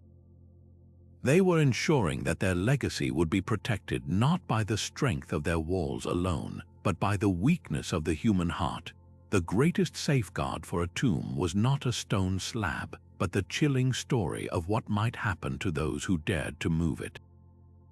This cunning use of perceived danger allowed a leader's influence to persist, actively shaping human behavior and enforcing respect long after their mortal voice had fallen silent, securing their immortality not just in stone, but in the very fears of the living. But the quest for an immortal legacy was not a path walked only by kings and emperors. For the women who managed to seize the reins of power in deeply patriarchal ancient societies, the challenge was doubly complex. They had to secure their place in history while navigating a world of political and religious norms that often saw leadership as an exclusively masculine domain. Their tombs, therefore, became not just monuments to power, but sophisticated and often ingenious pieces of political propaganda, carefully crafted to answer a single, burning question: how does a woman legitimize her right to rule for all eternity? The strategies they employed reveal a fascinating spectrum of responses, from brilliant imitation to a powerful redefinition of the very source of authority itself. Consider the mortuary temple of Pharaoh Hatshepsut, which cuts a stunning, elegant profile against the cliffs of Deir el-Bahari. Its wide terraces, long ramps, and colonnaded halls are a masterpiece of harmonious architecture, a world away from the aggressive, angular pyramids of earlier male rulers. But step closer and examine the art that covers its walls. The story it tells is one of relentless, calculated political maneuvering. In countless statues and reliefs, Hatshepsut is depicted not as a woman but as a man.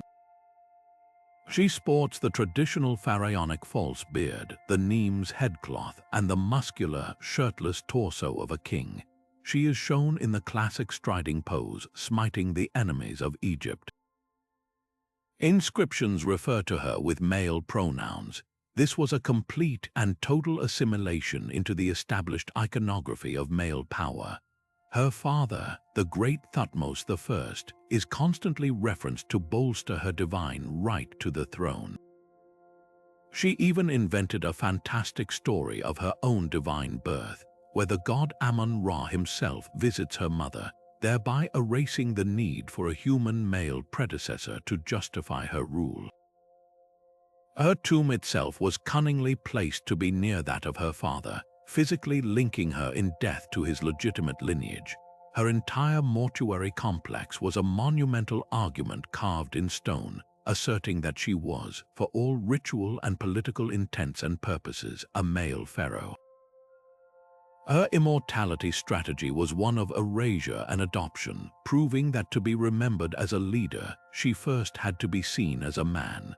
Now, contrast this with the final plans of Cleopatra VII, the last active pharaoh of Ptolemaic Egypt. While her tomb was never completed and its location remains one of history's great mysteries, ancient historians like Plutarch, provide a captivating account of her intentions. Rather than hiding her femininity, Cleopatra seemed poised to weaponize it. Following the suicide of her lover, the Roman general Mark Antony, she began constructing a lavish mausoleum. According to accounts, she gathered within it a vast portion of her legendary wealth: precious metals, gems, rare textiles, and potent poisons. But the centerpiece of her strategy was not treasure, it was lineage. She was reportedly entombed alongside Antony, and her focus was on emphasizing her role not as a lone ruler, but as a divine mother.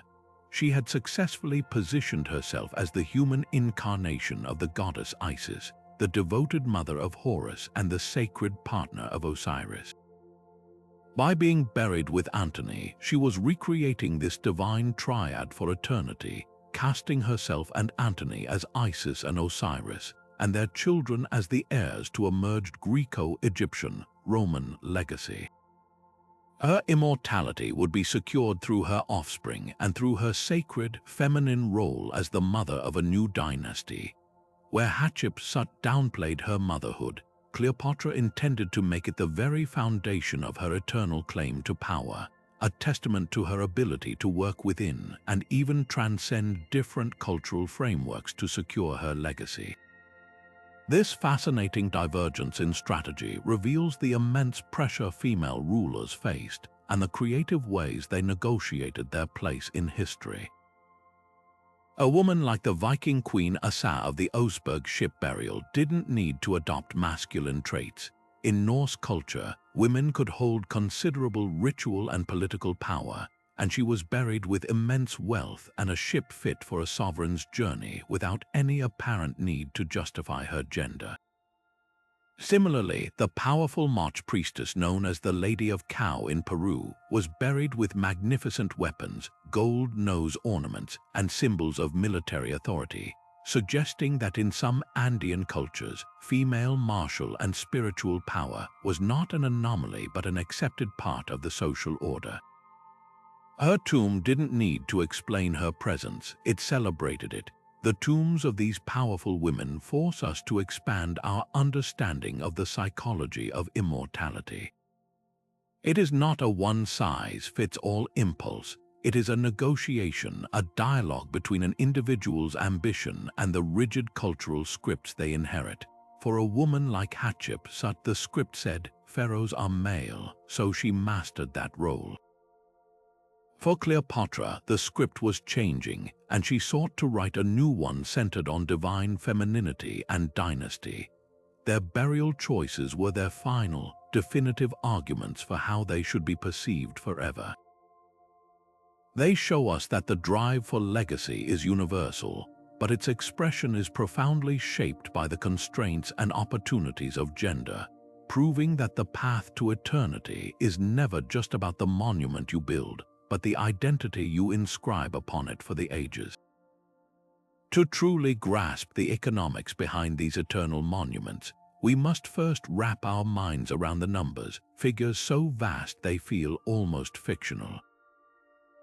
The Great Pyramid of Giza, the most audacious retirement plan ever conceived, required an estimated 2.3 million limestone blocks.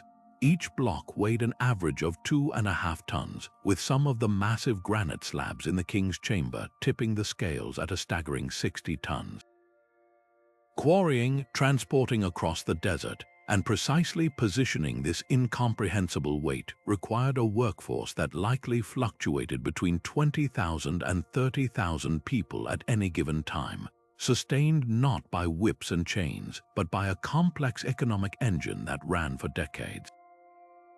This was not a project, it was the entire Egyptian economy reoriented towards a single, celestial goal.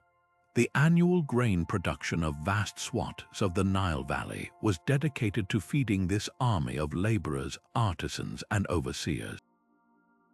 The administrative bureaucracy needed to coordinate this effort, the scribes tracking rations, the engineers drafting plans, the managers allocating housing, was itself a monumental achievement, a precursor to the most complex government agencies of the modern world. This was a civilization running a marathon at a sprint's pace, all to ensure one man's successful journey into the afterlife. Yet to dismiss this colossal expenditure as the ultimate vanity project of a god-king is to miss its profound economic and social function.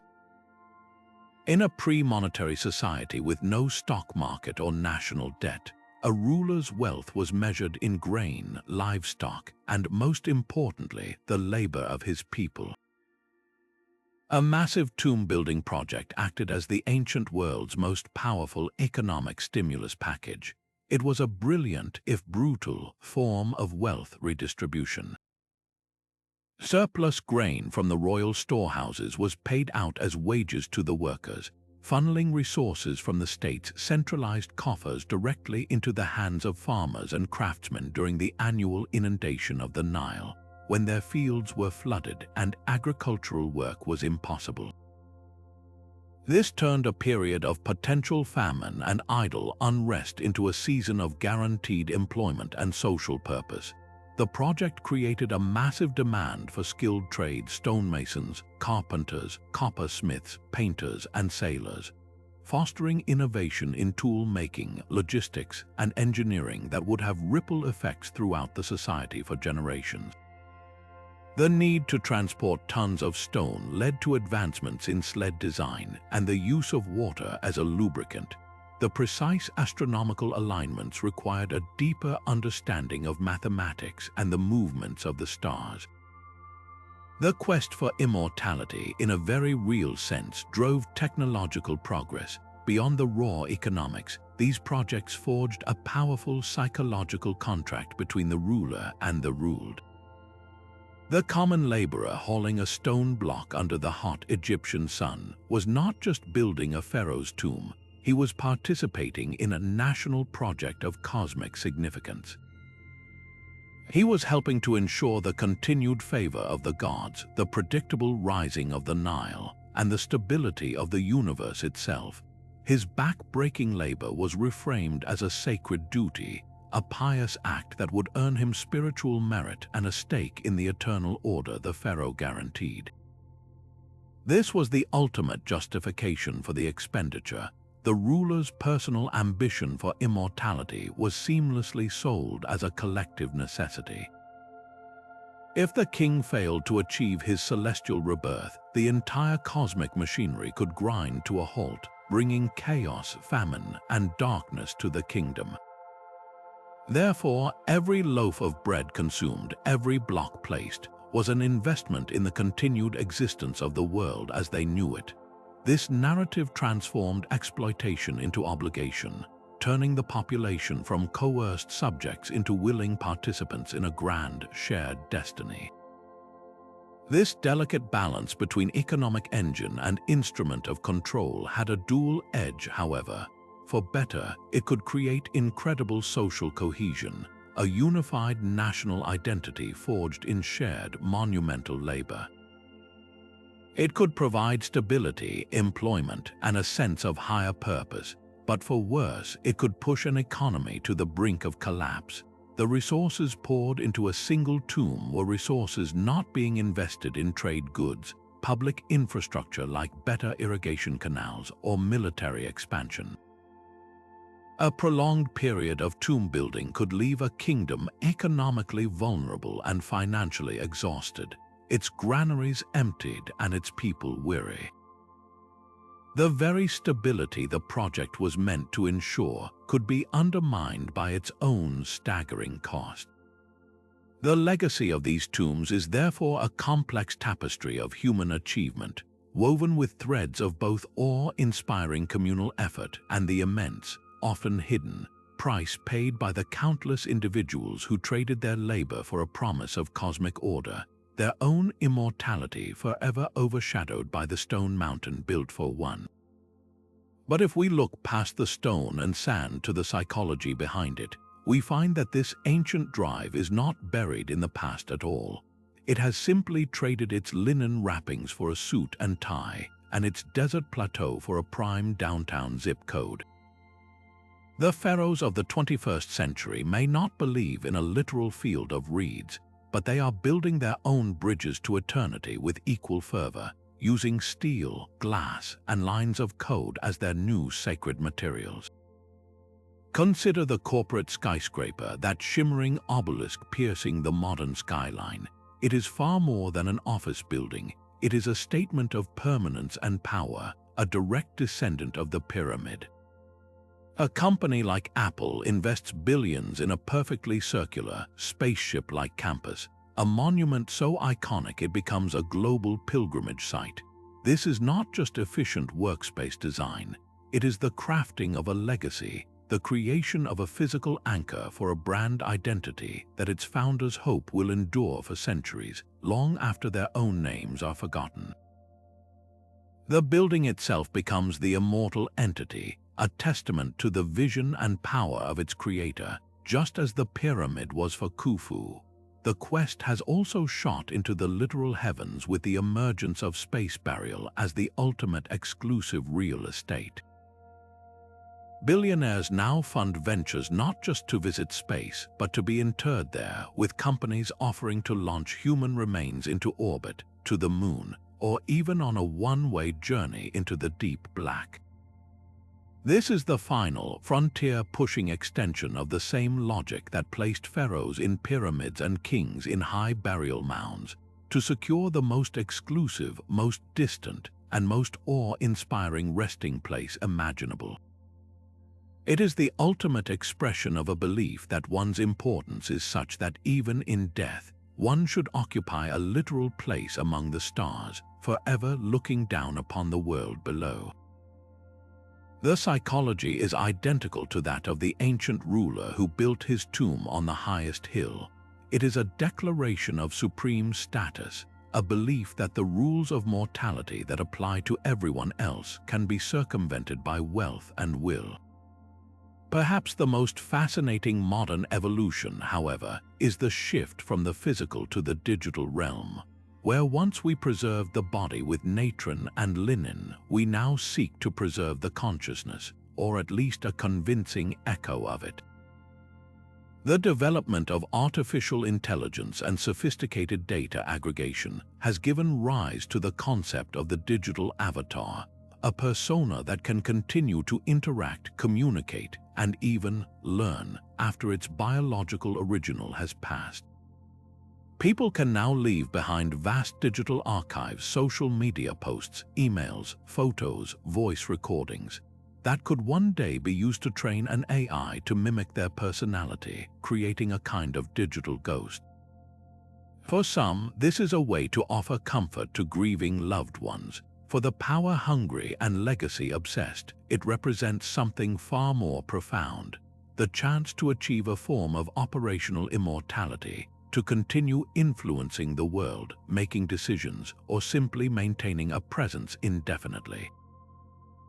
This is no longer just about being remembered. It is about never having to leave.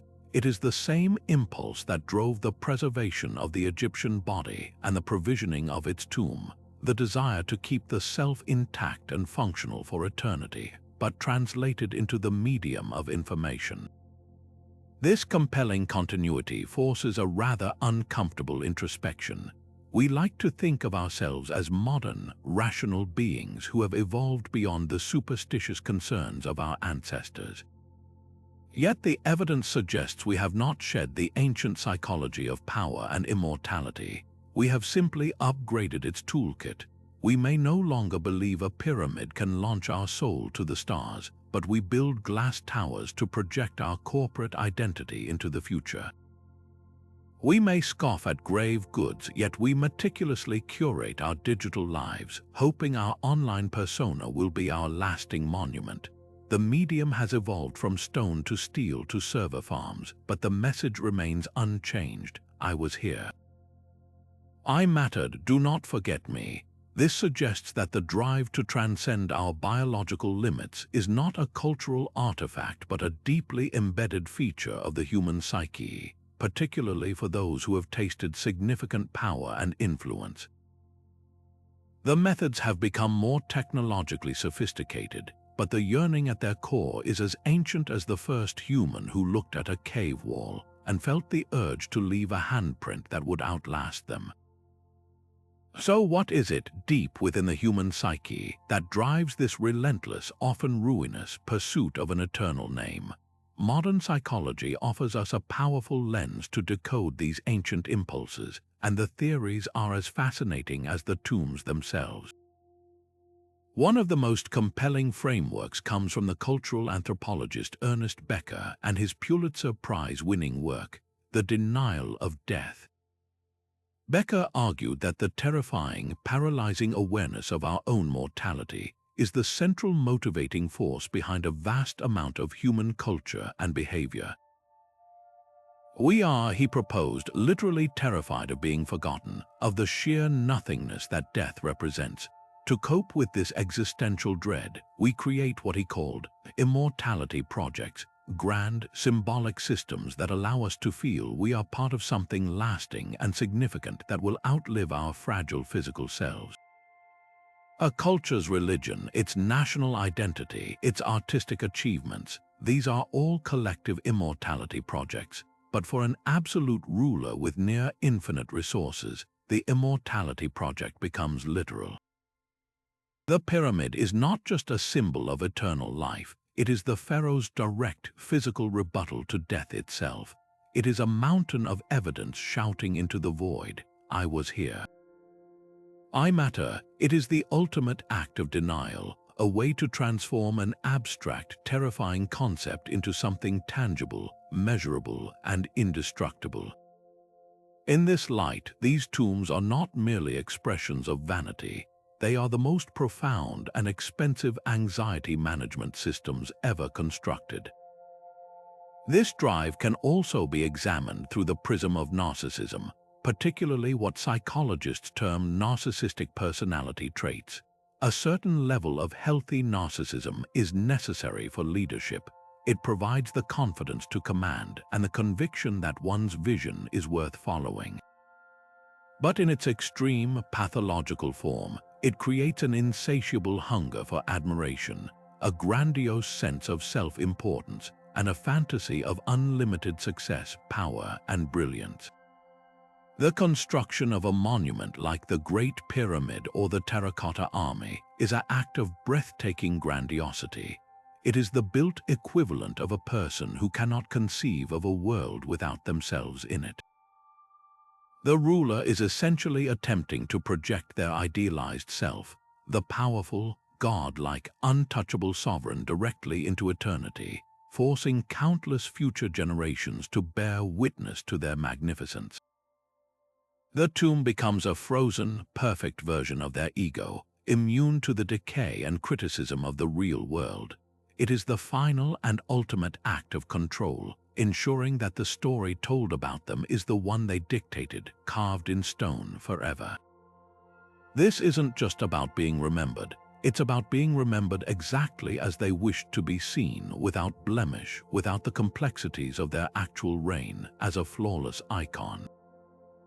We can also understand these projects through the concept of terror management theory, which was directly inspired by Becker's work. This theory posits that human culture functions as a symbolic defense mechanism against the anxiety that knowledge of our inevitable death creates. One of the key ways this anxiety is managed is through the bolstering of self-esteem by living up to the values of one's culture. For an ancient Egyptian, what greater cultural value was there than ensuring the pharaoh, the linchpin of the entire cosmic order, achieved his divine afterlife? By contributing to his pyramid, a laborer wasn't just hauling a rock. He was affirming his cultural worldview, gaining self-esteem, and mitigating his own death anxiety by participating in the most important project his society could conceive. The ruler, in turn, gained the ultimate self-esteem boost not just from his people's admiration, but from the belief that he was successfully fulfilling his cosmic duty. The tomb, therefore, was a mutual psychological pact. It served the ruler's personal denial of death and narcissistic projection. while simultaneously serving the collective's need to manage their terror by reinforcing their cultural beliefs and earning a sense of purpose and value. It was a terrifyingly expensive but psychologically brilliant solution to a problem every single human being faces. These psychological frameworks don't reduce these ancient wonders to mere symptoms of pathology. Instead, they universalize them. They help us see that the pharaoh entombed in gold and the modern billionaire launching their name into space or building a university library in their honor are all wrestling with the same fundamental human dilemma.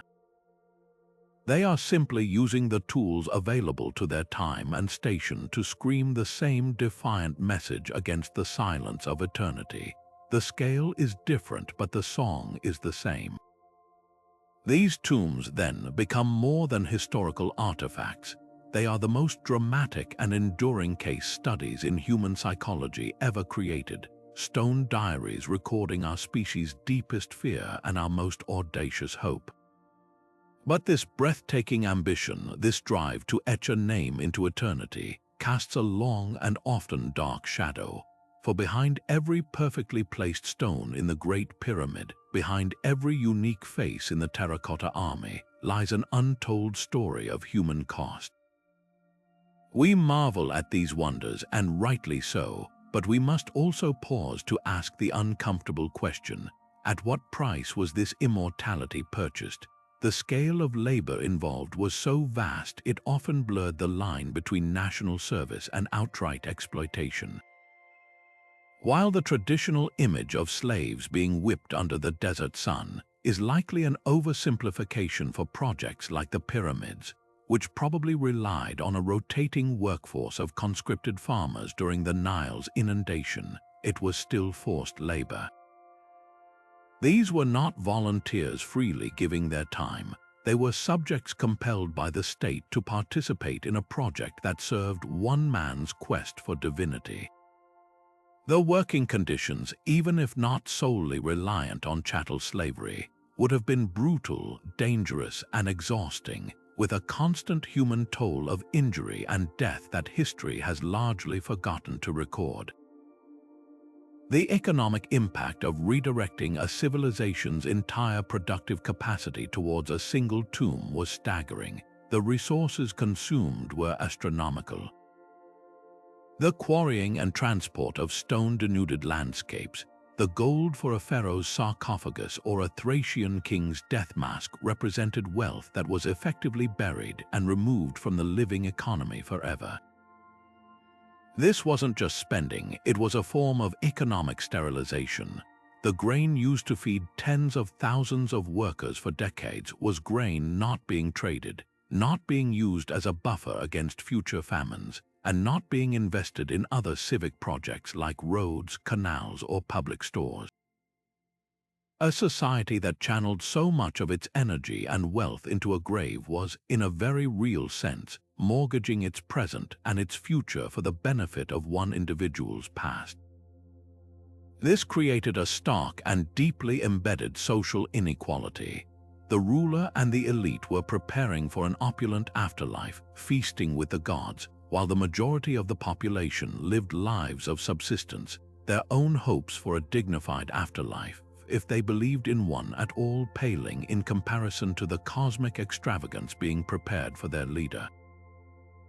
This forces us into a profound ethical confrontation. We are left to balance our awe for the achievement with a sorrow for its cost. It creates a troubling tension in how we view these rulers and their legacies.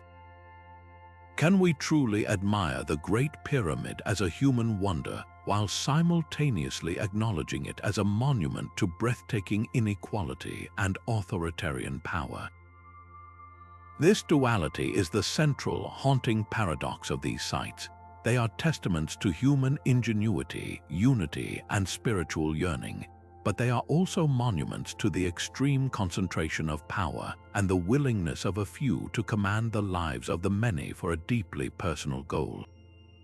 The pharaoh's promise of cosmic stability in exchange for this labor was a powerful narrative, but it was also the ultimate justification for exploitation, a way to frame immense personal privilege as a necessary public good.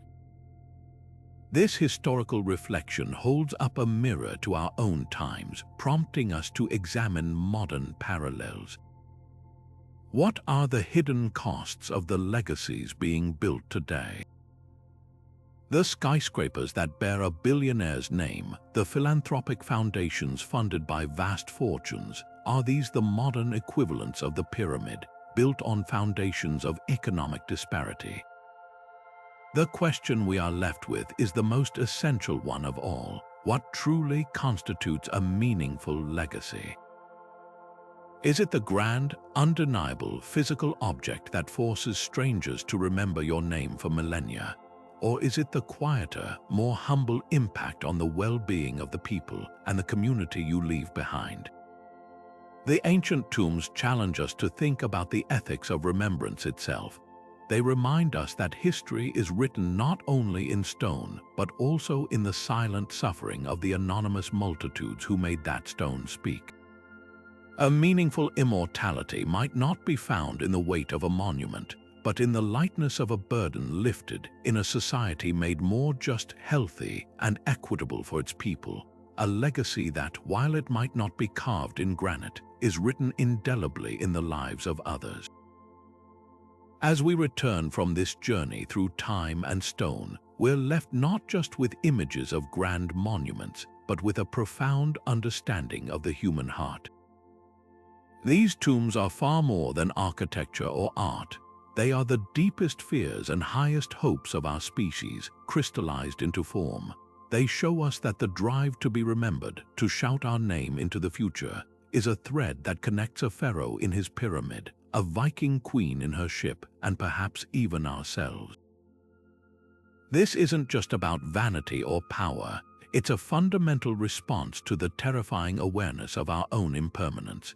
These rulers, with all their resources, were doing what every human has tried to do in their own way, to create something that says, "I was here. My life mattered." What's truly striking is the dual nature of this impulse. The same psychological drive that produced the breathtaking precision of Newgrange, capturing the winter solstice sun with Stone Age genius, also produced the terrifying paranoia of the Terracotta Army, built out of one man's fear of the spirits he himself had created. It fueled both the oppressive, economy-draining scale of the Great Pyramid and the serene, garden tomb of Cyrus the Great, which spoke of harmony and ethical rule. This is the great paradox of legacy. It can be a source of magnificent cultural achievement, innovation, and social cohesion, but it can also justify staggering exploitation, inequality, and the concentration of immense power in the hands of one.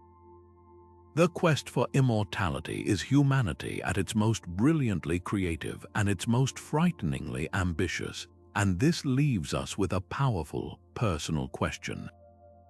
If this ancient drive still pulses within us, what form will our own legacy take? We may not be building pyramids, but we are building. We build with the companies we found, the art we create, the communities we nurture, and the digital footprints we leave behind. The lesson from these tombs isn't that we should stop wanting to be remembered. It's that we have a choice in how we go about it. We can choose a legacy of fear and dominance, or one of harmony and generosity. We can choose to be remembered for what we accumulated for ourselves, or for what we contributed to others. The most enduring legacy might not be the one that is carved in stone, but the one that is woven into the lives of other people. The kindness shown, the wisdom shared, the injustice confronted. These are the monuments that, while invisible to the eye, are utterly indestructible. They challenge us to think not about how long we will be remembered, but about how well. In the silent conversation between the past and the present, these ancient tombs ask us the most important question we will ever face. Not what we can take from the world, but what we hope to leave behind that truly gives a life its meaning.